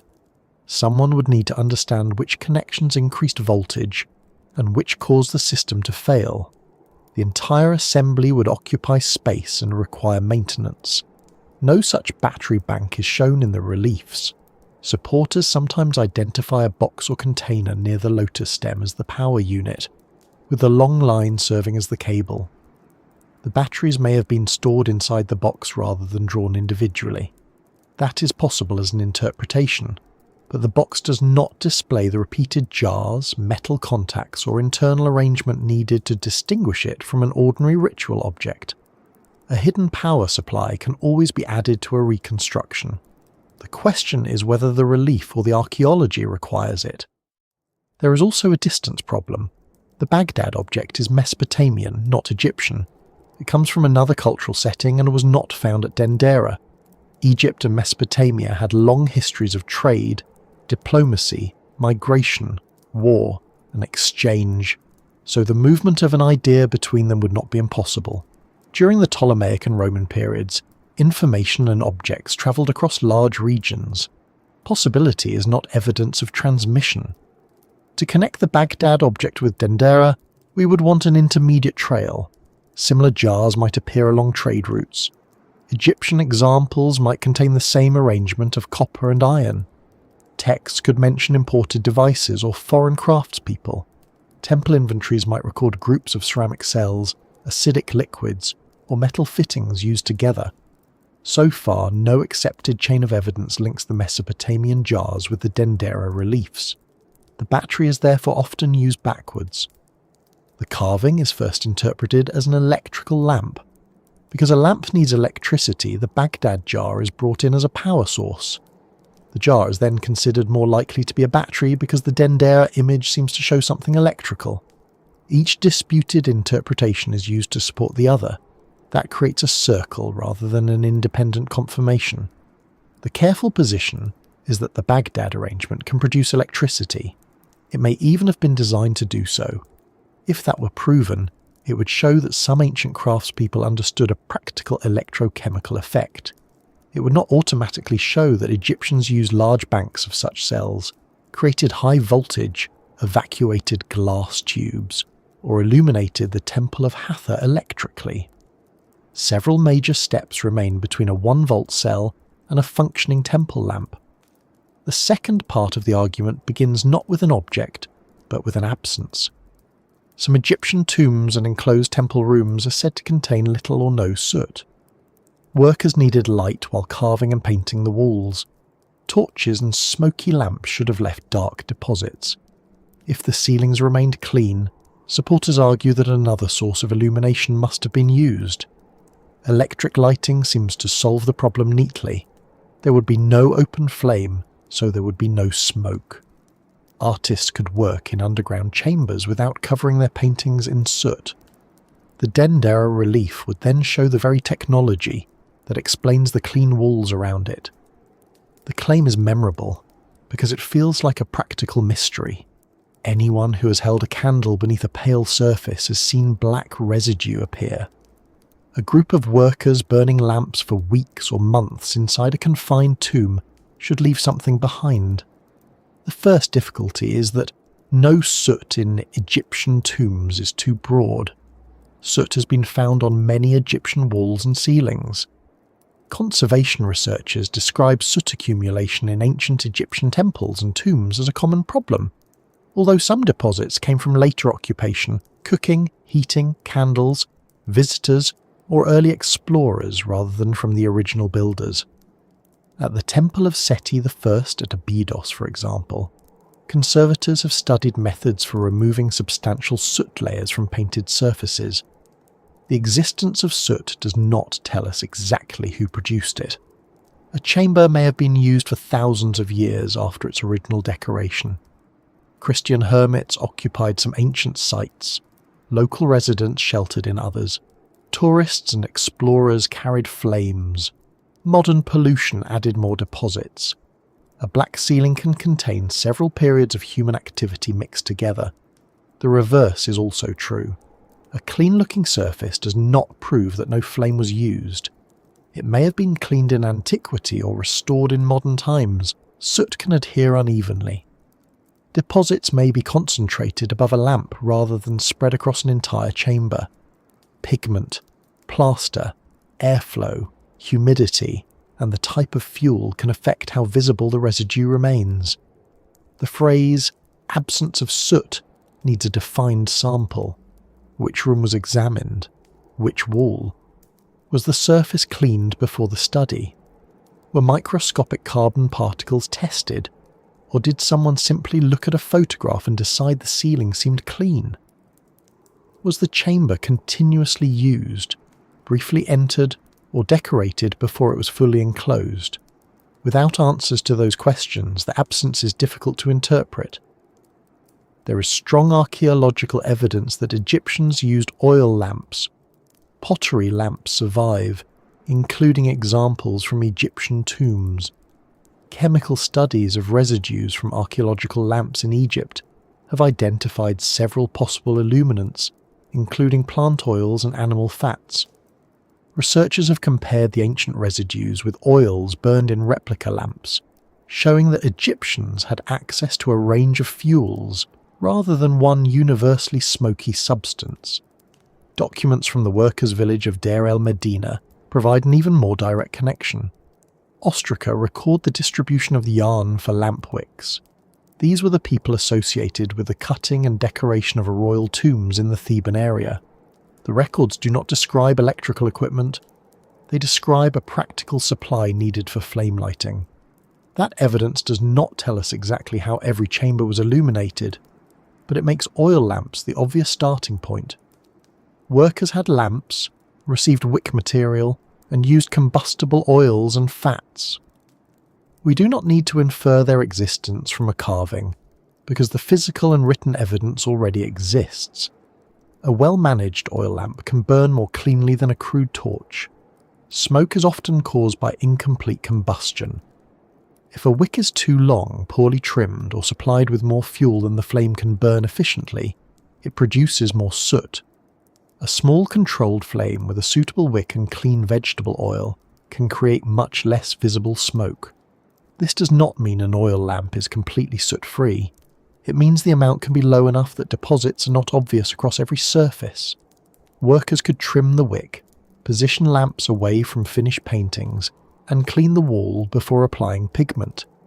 The final decorated surface may therefore show less residue than the room accumulated during excavation. The order of work matters. A tomb chamber was not carved, plastered, and painted in one instant. Workers first cut into the rock, others smoothed the walls. Plaster might be applied where needed. Artists laid out grids and sketches. Carvers and painters completed the final surface. Dust, handling marks, lamp residue, and earlier guidelines could be removed or covered during later stages. If soot collected on rough stone while a chamber was being cut, much of that surface might later be scraped away. If lamps were moved carefully during painting, new deposits could be limited. A clean finished wall does not preserve every condition that existed during construction. Air movement also matters. Underground does not always mean airtight. Tomb passages, shafts, doors, cracks, and active work areas could allow some ventilation. Workers entering and leaving would move air. A lamp placed near a doorway or in a passage might cast enough light for part of the work while smoke escaped through the same route. Some alternative explanations rely on mirrors reflecting sunlight deep into a structure. Polished metal can redirect light, and mirrors were known in ancient Egypt. This idea is sometimes presented as a complete solution, with a chain of mirrors carrying sunlight around corners into the darkest chamber. The practical losses would be severe.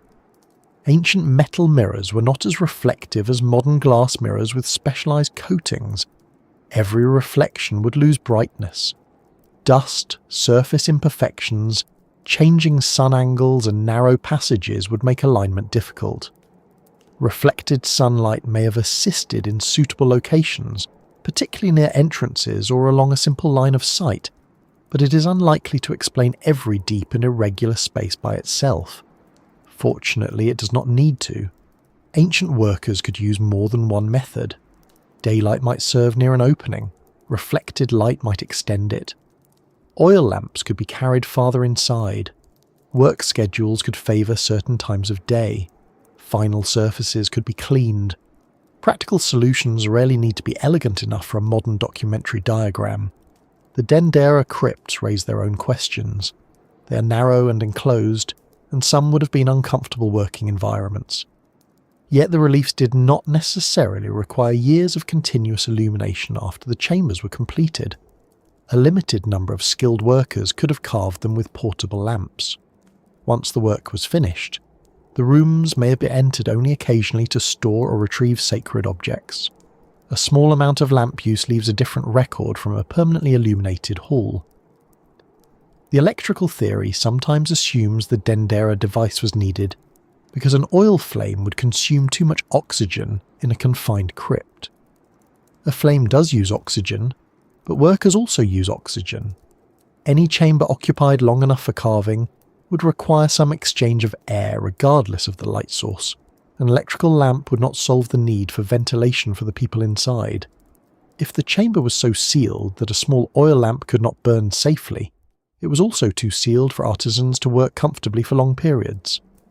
The practical answer would be ventilation, open access during construction, shorter work periods, or lamps positioned nearer an opening. An electric tube does not remove the need to breathe. There is another overlooked issue. An alleged Grok-style lamp might produce no soot, but its batteries would create their own practical burdens. Acidic liquids could spill, metal components would corrode, large numbers of cells would need space, a high voltage arrangement would require dry insulation, glass tubes would be fragile.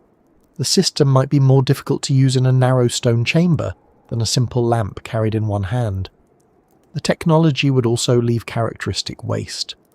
Broken glass with sealed metal electrodes would be especially important. Corroded copper and iron assemblies might survive.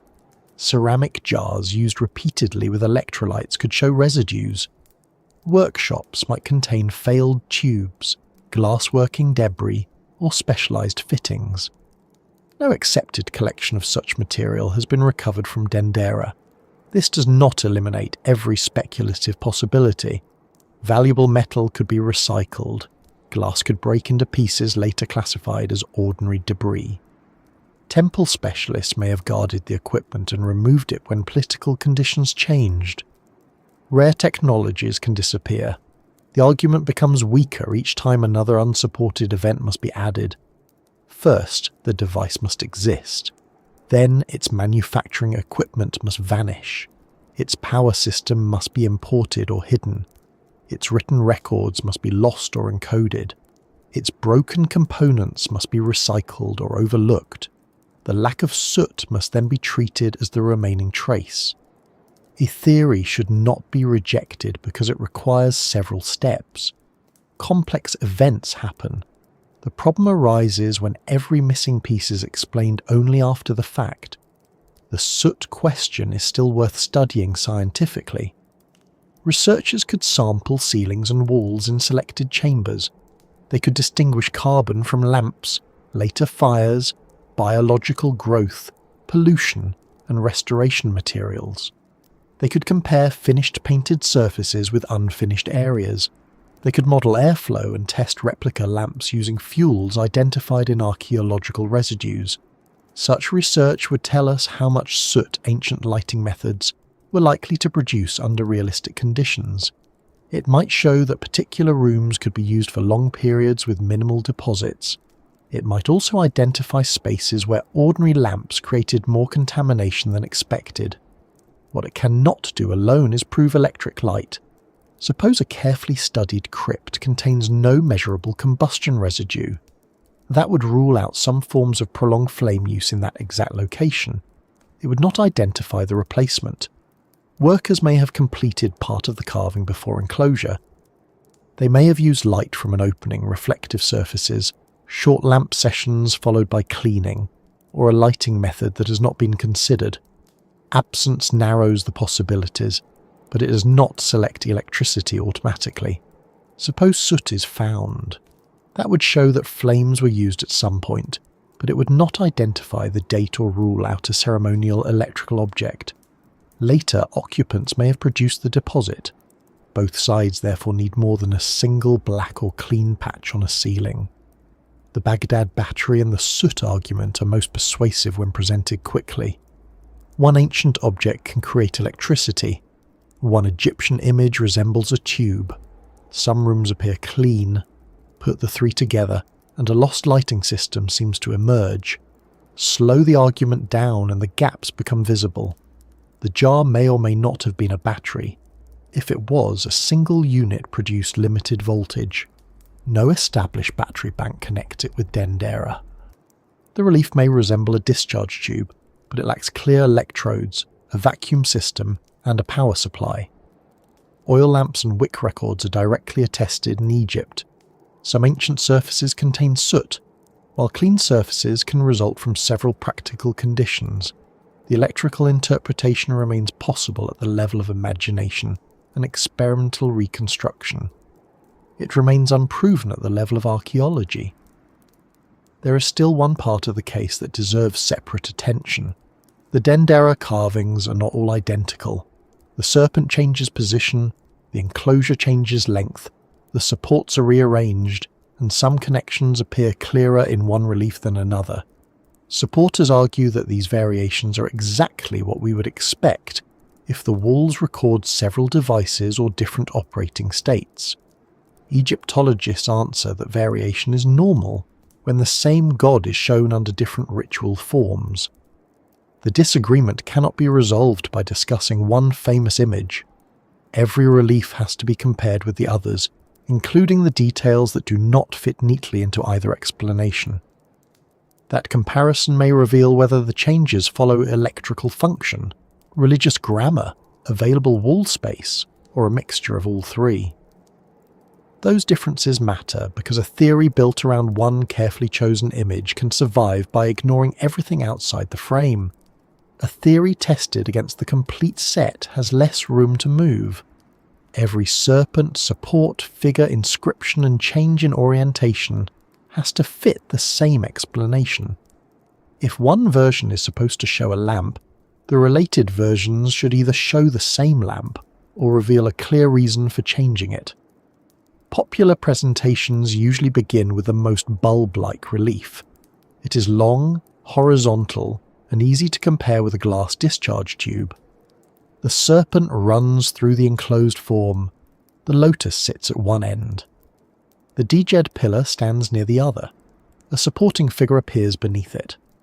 Once the surrounding figures and texts are reduced or removed, the arrangement looks surprisingly modern. The difficulty is that Dendera contains more than that single composition. Related images show Harsomptus in different positions and with different supporting figures. Some forms are long and horizontal, others are shorter or more upright. The serpent may be enclosed differently, and the relationship between the outer form, the lotus, and the djed is not identical in every case.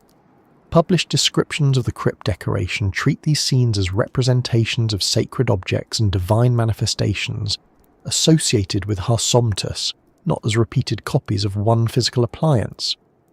The wider Dendera publication project also shows how densely organized the temple's inscriptions and imagery are, with local theology expressed through many related but non-identical forms. This is exactly where the two interpretations begin making opposite predictions. A technical interpretation expects variation to follow function. A longer tube might have a different discharge gap. A serpent positioned closer to one end might indicate a change in voltage, gas pressure, or electrode design. A djed support might appear only where the tube needs insulation or structural support. A shorter form might be a smaller lamp, a different model, or another stage of operation. A religious interpretation expects variation to follow ritual meaning. The same god may appear in a day bark or a night bark. He may be shown as a serpent, a youthful deity, or another sacred form. One image may emphasize his emergence from the lotus. Another may emphasize the support provided by the Djed. A third may show his protective attendants or the forces connected with his appearance. Both explanations can account for change in a general way. The test is whether the changes form a pattern specific enough to favour one of them. Consider the length of the outer enclosure. In the best-known relief, it extends across much of the scene and seems to require support. That makes it easy to describe as a large glass tube. In a related image, the enclosed form may be shorter, more compact, or placed at a different angle. Supporters of the electrical theory say this resembles a family of devices rather than a single symbolic object. That is possible, but families of devices normally preserve essential components. A smaller Crookes tube still needs electrodes. It still needs a sealed vessel, a power source, and electrical connections. Its supports may change, but the circuit cannot disappear. If the Dendera relief shows several lamps, each image should allow us to identify the same basic operating parts. The lotus remains present because it is central to both theories. The serpent emerges from it, and the outer form narrows toward it. The technical reading calls it a socket or terminal. The religious reading calls it the flower from which the solar god appears. Repetition therefore tells us that the lotus is important, but not why. The Djed is less consistent as a technical component. In some scenes, it appears to support the serpent or enclosure. In others, a different figure performs the supporting role. An upright divine figure with raised arms can take the place of the pillar's apparent mechanical function. From an engineering perspective, replacing a ribbed insulator with a person is not a small modification. From an Egyptian religious perspective, replacing one symbolic supporter with another is normal. This difference is significant. If the Djed were an indispensable part of the circuit, its absence would require another component to perform the same electrical role. The human or divine figure would need to represent an insulator, terminal, transformer, or support stand. That can be proposed, but the explanation becomes symbolic again. The image is no longer a straightforward diagram of visible machinery. It is a coded system in which different religious beings can stand for the same hidden component. A coded technical system is possible. It is also much harder to prove because every variation can be reassigned after the fact. When the Djed appears, it is called an insulator. When it does not appear, the substitute figure is said to serve the same purpose. When the serpent changes shape, it represents a different discharge. When the enclosure changes size, it represents another model. Nothing is allowed to count against the theory. A fair test needs conditions that could show the theory is wrong.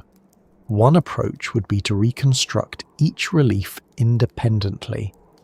Engineers would receive the images without being told how earlier supporters labelled the parts.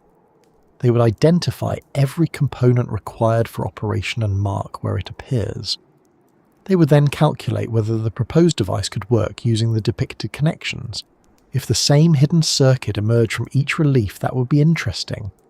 If every reconstruction required different assumptions, missing wires, or components that change function from one image to the next, the argument for technical consistency would weaken. The serpent offers another test. The different reliefs show it in more than one posture. A technical explanation may connect those postures with changes in gas discharge. At low pressure and high voltage, visible electrical effects can change as operating conditions change. A diffuse glow can become more concentrated. Bright and dark regions can move. A discharge can follow different paths depending on electrode shape and the geometry of the vessel. A serious comparison would need to predict which pattern belongs to which conditions. It would not be enough to say that every curved serpent is plasma. The theory should specify the pressure, gas, voltage, and electrode arrangement that would produce each form. Replicas could then test the prediction. This requirement creates an awkward result. Some of the serpents are clearly designed as complete divine animals rather than unstructured electrical paths. Their heads face particular figures or symbols. Their bodies are positioned to fit the surrounding composition. If their changing forms were based on plasma, the artist also reshaped them according to religious rules. The technical signal, if one exists, is mixed with iconography. That does not make it impossible to recover, but it reduces the value of simple geometric matching.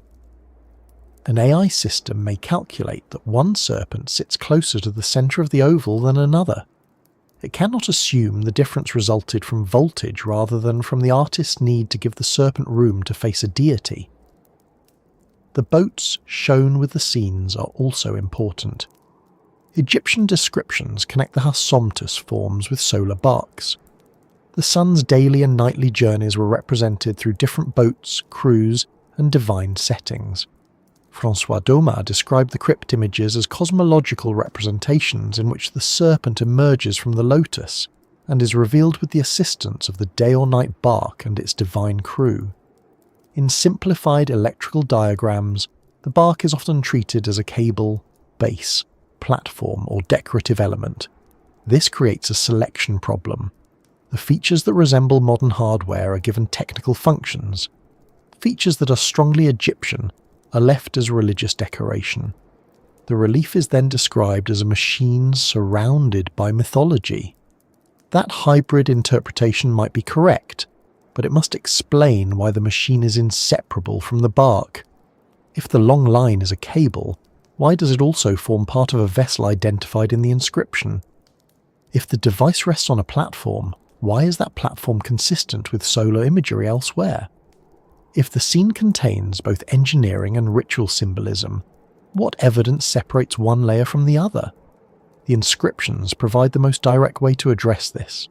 Some descriptions associated with the relief specify the identity of Harsomtus, the sacred form being represented, the material from which a cult object was made, and its height. Secondary summaries of the published texts report references to gold, precious stones, and measurements such as palms or cubits. These details make sense if the wall reliefs recorded sacred statues or ritual objects once stored in the crypts. Material and dimensions sound technical, which is why they sometimes appear in arguments for a device. A text saying that an object was made from gold and had a specific height can resemble a construction specification. Ancient temple inventories, however, also recorded the materials and sizes of statues. Gold and precious stones were appropriate for divine images. The existence of measurements does not turn a sacred object into a machine. It does tell us something valuable. The reliefs may not be pictures of imaginary events alone. They may represent actual cult objects made by craftspeople and used in ceremonies.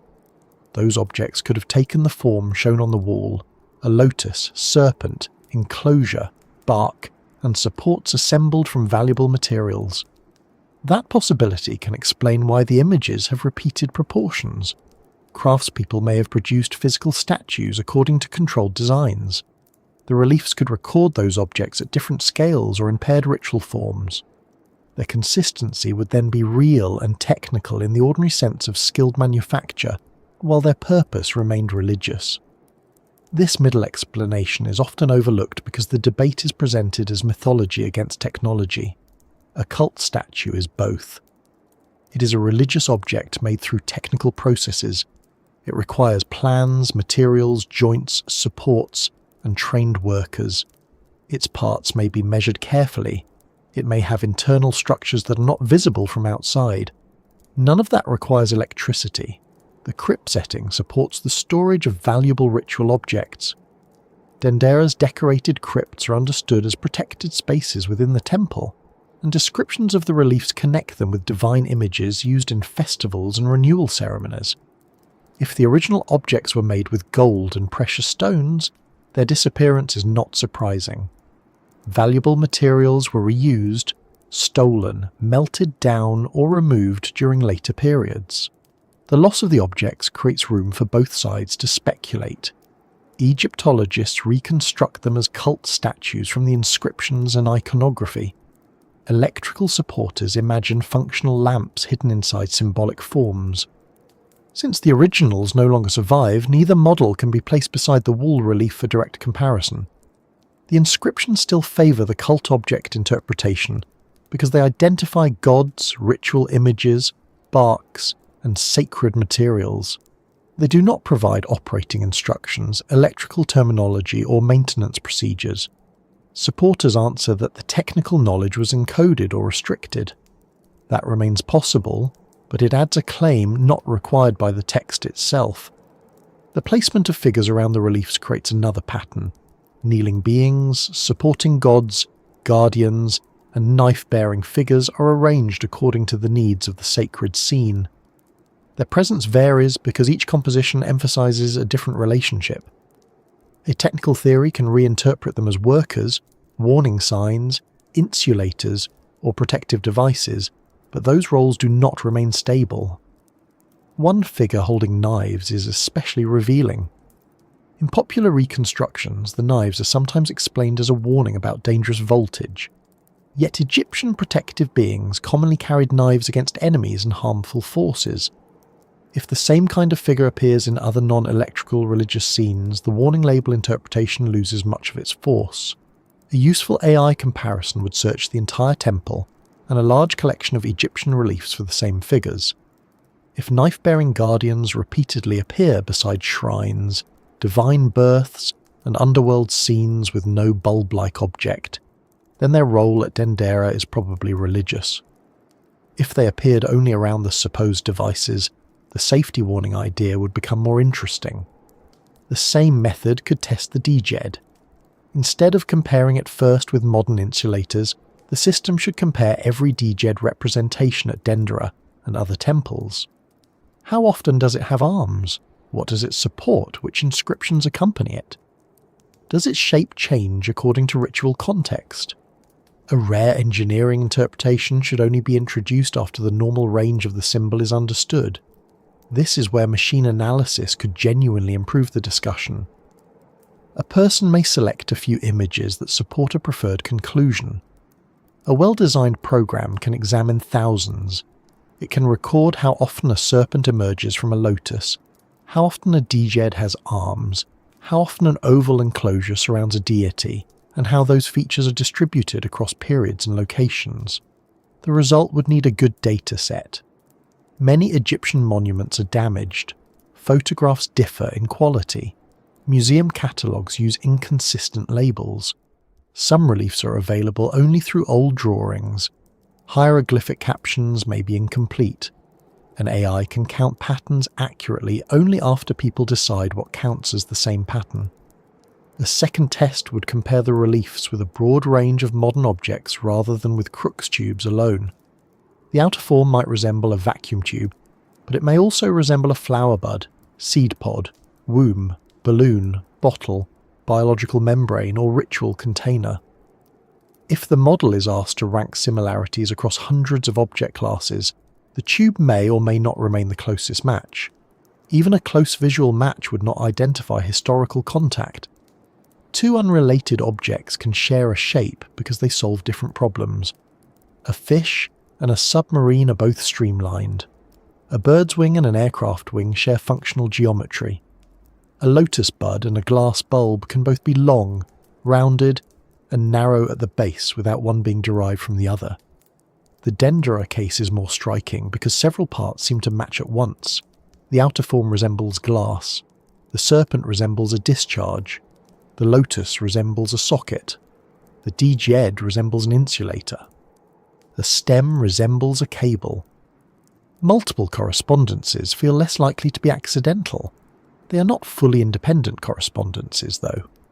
Once the outer form is interpreted as a tube, the things around it are naturally assigned machine roles. The lotus must become a base because it is at one end. The DJed must become a support because it is near the other. The stem must become a cable because a tube needs power. The serpent must become a discharge because it is inside. The first resemblance organizes all the others. Psychologists sometimes call this coherence building. People prefer interpretations in which details support one another. After a model is chosen, ambiguous features are fitted into it. This happens in archaeology, engineering, medicine, and ordinary life. It is not a sign of foolishness. It is how reasoning often works. The safeguard is to build a competing model and test both against details that were not used to create them. The religious model also builds coherence. The serpent is Harsomptus because the inscription names him. The lotus marks divine emergence. The Dijed supplies stability. The bark places the scene in solar travel. The attendants fit ritual protection and support. The crypt stores the related sacred objects.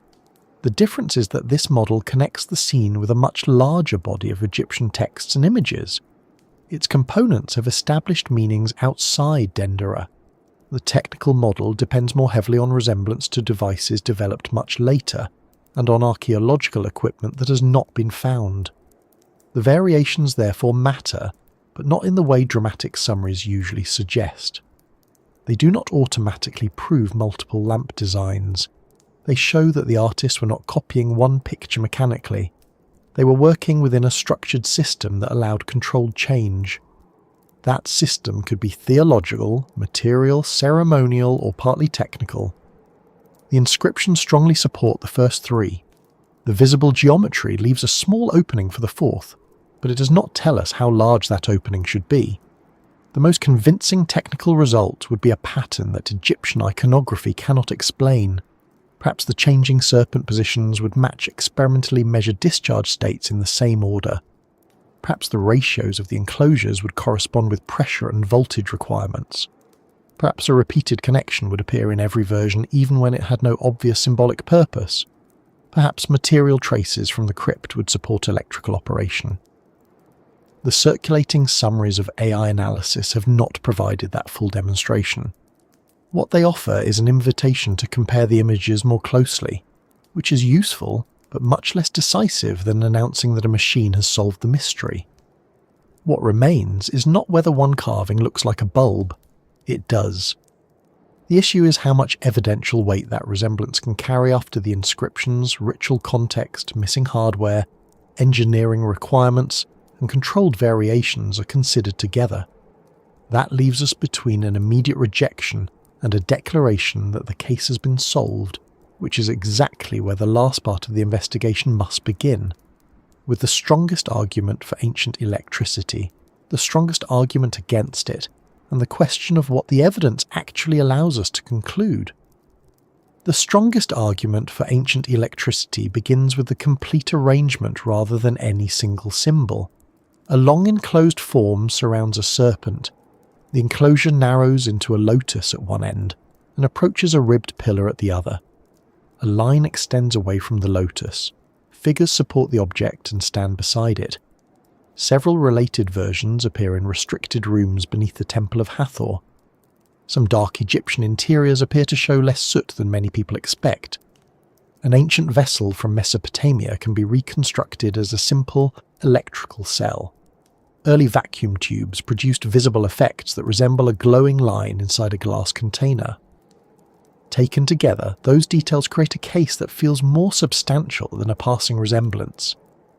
The electrical interpretation also benefits from a reasonable point about ancient people. They were observant, inventive, and capable of developing techniques that did not survive clearly. The Egyptians worked stone with great precision, produced glass and metal objects, organised large building projects, tracked celestial cycles, prepared complex pigments, and maintained specialist workshops over many generations. It would be careless to assume that they could not have discovered electrical effects simply because those effects are associated with modern technology. Static electricity can be noticed without advanced equipment. Certain materials attract light objects after rubbing. Sparks can be felt in dry conditions. Electric fish produce obvious shocks. Chemical reactions between different metals can generate small currents, even when the people using them do not have a modern theory of electrons. Ancient knowledge did not need to begin with equations. It could begin with repeated observation. A temple workshop would also be a plausible place for unusual knowledge to be controlled. Priests and craftspeople handled rare materials, ritual objects, medicines, metals, oils, minerals, and imported goods. Some knowledge was restricted. Certain rooms were accessible only to selected people. A strange, luminous effect could easily have been interpreted as divine and used during a ceremony rather than treated as ordinary household technology. That version of the theory is more reasonable than the claim that every Egyptian tomb was wired for electric lighting. It suggests a rare experimental or ceremonial device rather than a national power grid hiding behind the pyramids. There would be no street lamps beside the Nile, no ancient extension cords tangled behind statues, and probably no priest being asked to reset the temple fuse box. A rare device could explain why so little hardware survives. It might have been used only at Dendera or in a small number of temples. Its metal parts could have been recycled. Its glass could have broken. Its operation may have been known to a limited group. The reliefs could preserve the idea after the object itself disappeared. This narrower proposal avoids some of the largest exaggerations, but it still faces major problems. The first is that the religious explanation works without adding a hidden technology. The inscriptions identify the serpent with Harsomptus. The lotus belongs to Egyptian creation traditions. The Djed pillar was an established symbol of stability and Osiris. The surrounding figures perform known ritual and protective roles. The solar bark and other accompanying elements fit the temple's religious program. None of these meanings was invented after the electrical theory appeared. They can be traced through Egyptian art and text far beyond these particular reliefs. The image therefore does not present us with an unexplained object that scholars have failed to identify. It presents us with an unusual arrangement of recognizable religious elements. That does not make the technical reading impossible. A ritual image could contain both symbolic and practical information. The problem is that the electrical theory must prove the second layer rather than merely suggest it. A hidden technical meaning cannot be established by saying that every religious symbol also resembles a machine component. The outer enclosure resembles glass, but it can also represent a protective or generative space. The serpent resembles a discharge, but it is also a named god in serpent form. The lotus resembles a socket, but it is already the place from which the solar being emerges. The stem resembles a cable, but flowers have stems. The Djed resembles a high-voltage insulator, but it had represented stability for centuries. The supporting figure resembles a technician, but divine supporters appear throughout Egyptian art. The electrical model does not explain otherwise meaningless shapes. It assigns new functions to shapes that already have meanings. The second problem is infrastructure. A vacuum tube lighting system is not one invention. It is a collection of inventions that must work together. The vessel must be manufactured from suitable glass. It must be strong enough to resist atmospheric pressure. It must be sealed. Metal electrodes must pass through the glass without allowing air to leak. Most of the gas must be removed. The pressure must be controlled within a useful range. A high electrical potential must be generated. Conductors and insulators must deliver that potential safely. The device must survive repeated operation. If it is intended for lighting, it must produce enough useful light to justify the effort. No accepted group of Egyptian finds demonstrates this complete chain. Ancient glass making is well documented, but large evacuated electrical vessels are not. Metalworking is well documented, but sealed electrode assemblies are not. Oil lamps and lamp wicks are well documented, but battery banks and high voltage systems are not. Temple inventories list ritual objects and materials, but no clear operating instructions for electrical equipment have been identified. A missing object is understandable. An entire missing supporting technology is more difficult. The Baghdad battery does not close this gap. It shows that a jar containing two different metals can be made to produce a small voltage when filled with an electrolyte. It may have been used intentionally as an electrical cell, although that remains disputed. Even granting the most generous interpretation, It comes from another region and period. No established trail connects it with the Temple of Hathor. A large number of similar cells could theoretically be connected in series to raise the voltage. That arrangement would require many jars, metal links, electrolyte, replacement parts, and regular maintenance. It would also produce corrosion and waste. A rare ceremonial system might escape notice, but the physical burden does not vanish simply because the equipment was sacred. The Crookes tube comparison creates a similar gap. A modern replica shaped like the Dendera enclosure can be made to glow when connected to modern pumps and high-voltage equipment. That proves the shape can contain a discharge. It does not prove that the Egyptians made the original device. A useful historical reconstruction must obey ancient limitations.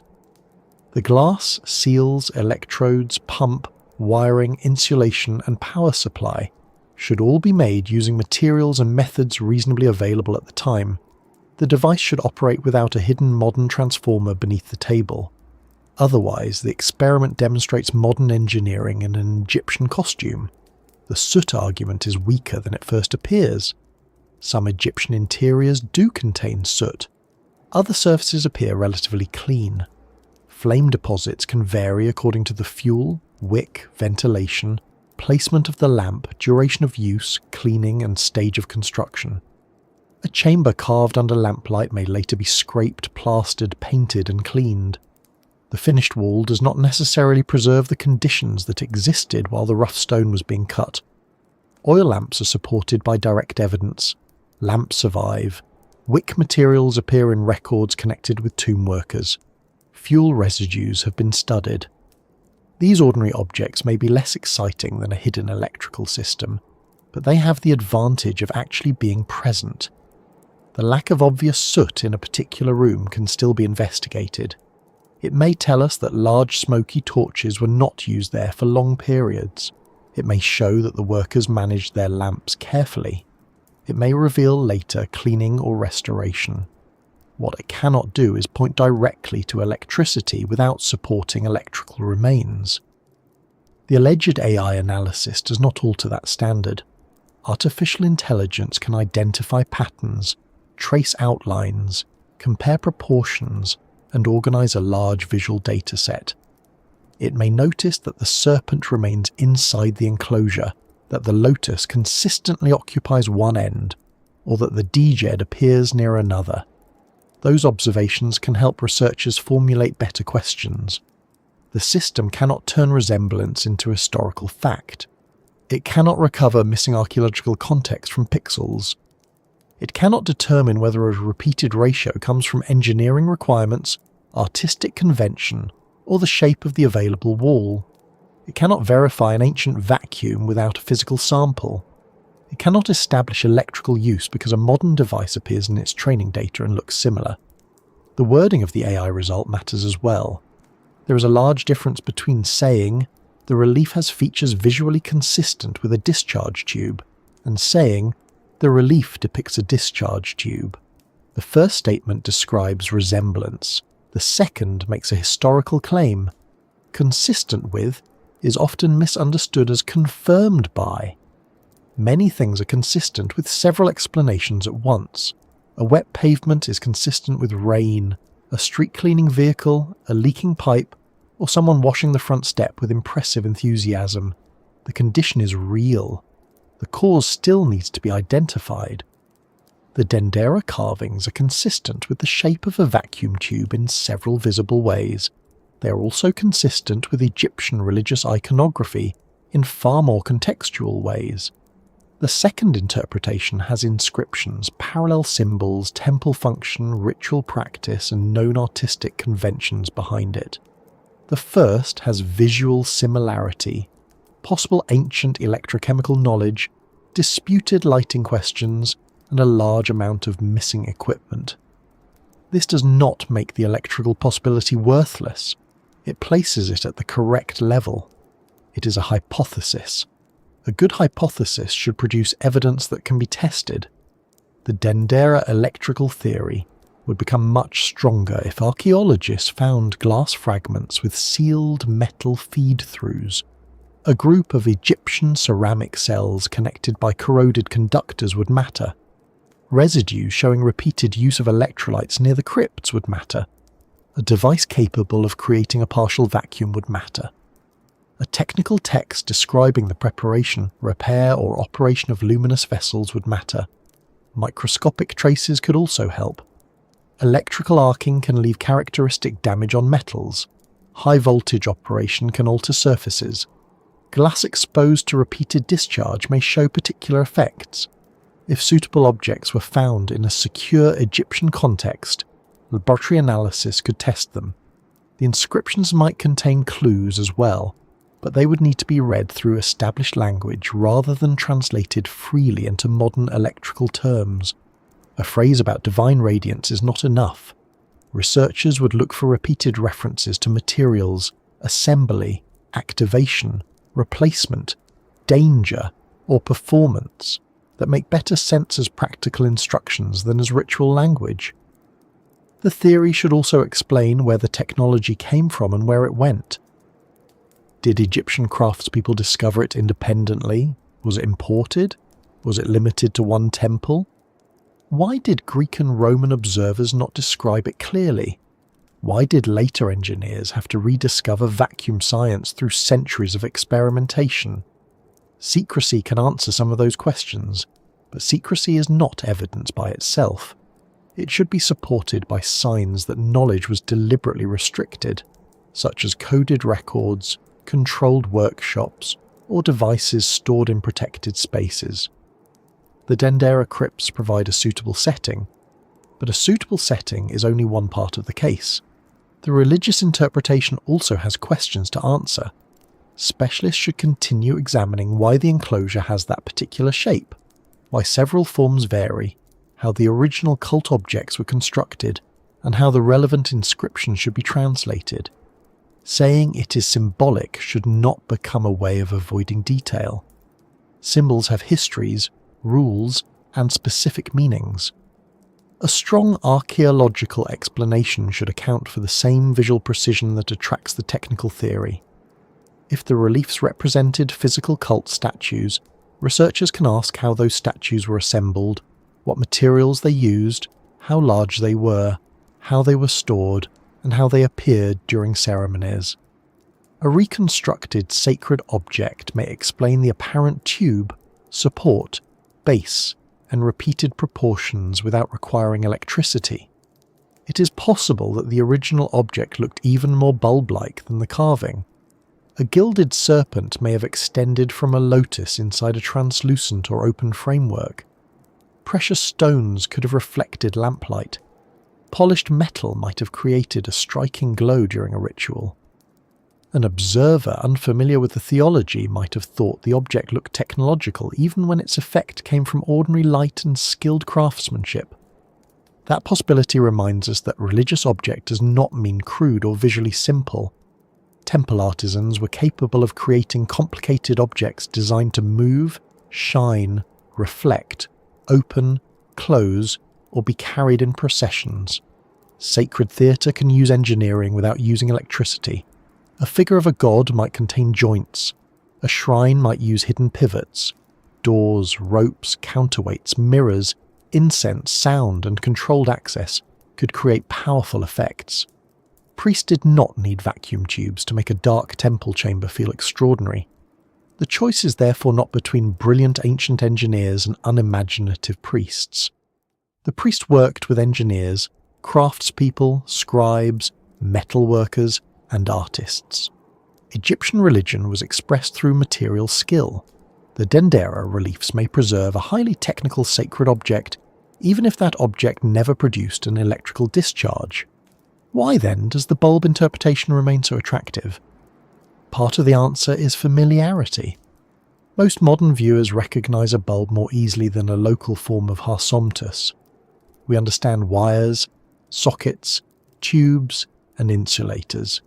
We do not automatically understand divine serpents emerging from primeval lotuses and supported by personified stability. The machine interpretation translates an unfamiliar image into objects from our own world. There is also a wider appeal in the idea of lost knowledge. It suggests that history is less orderly than textbooks claim. It gives ancient people abilities that modern society has underestimated. It raises the possibility that progress is not a straight line and that entire traditions can disappear. That general idea is true. Knowledge has been lost many times. Techniques vanish when workshops close, trade routes fail, institutions collapse, or materials become unavailable. Ancient achievements have often been misunderstood or underestimated.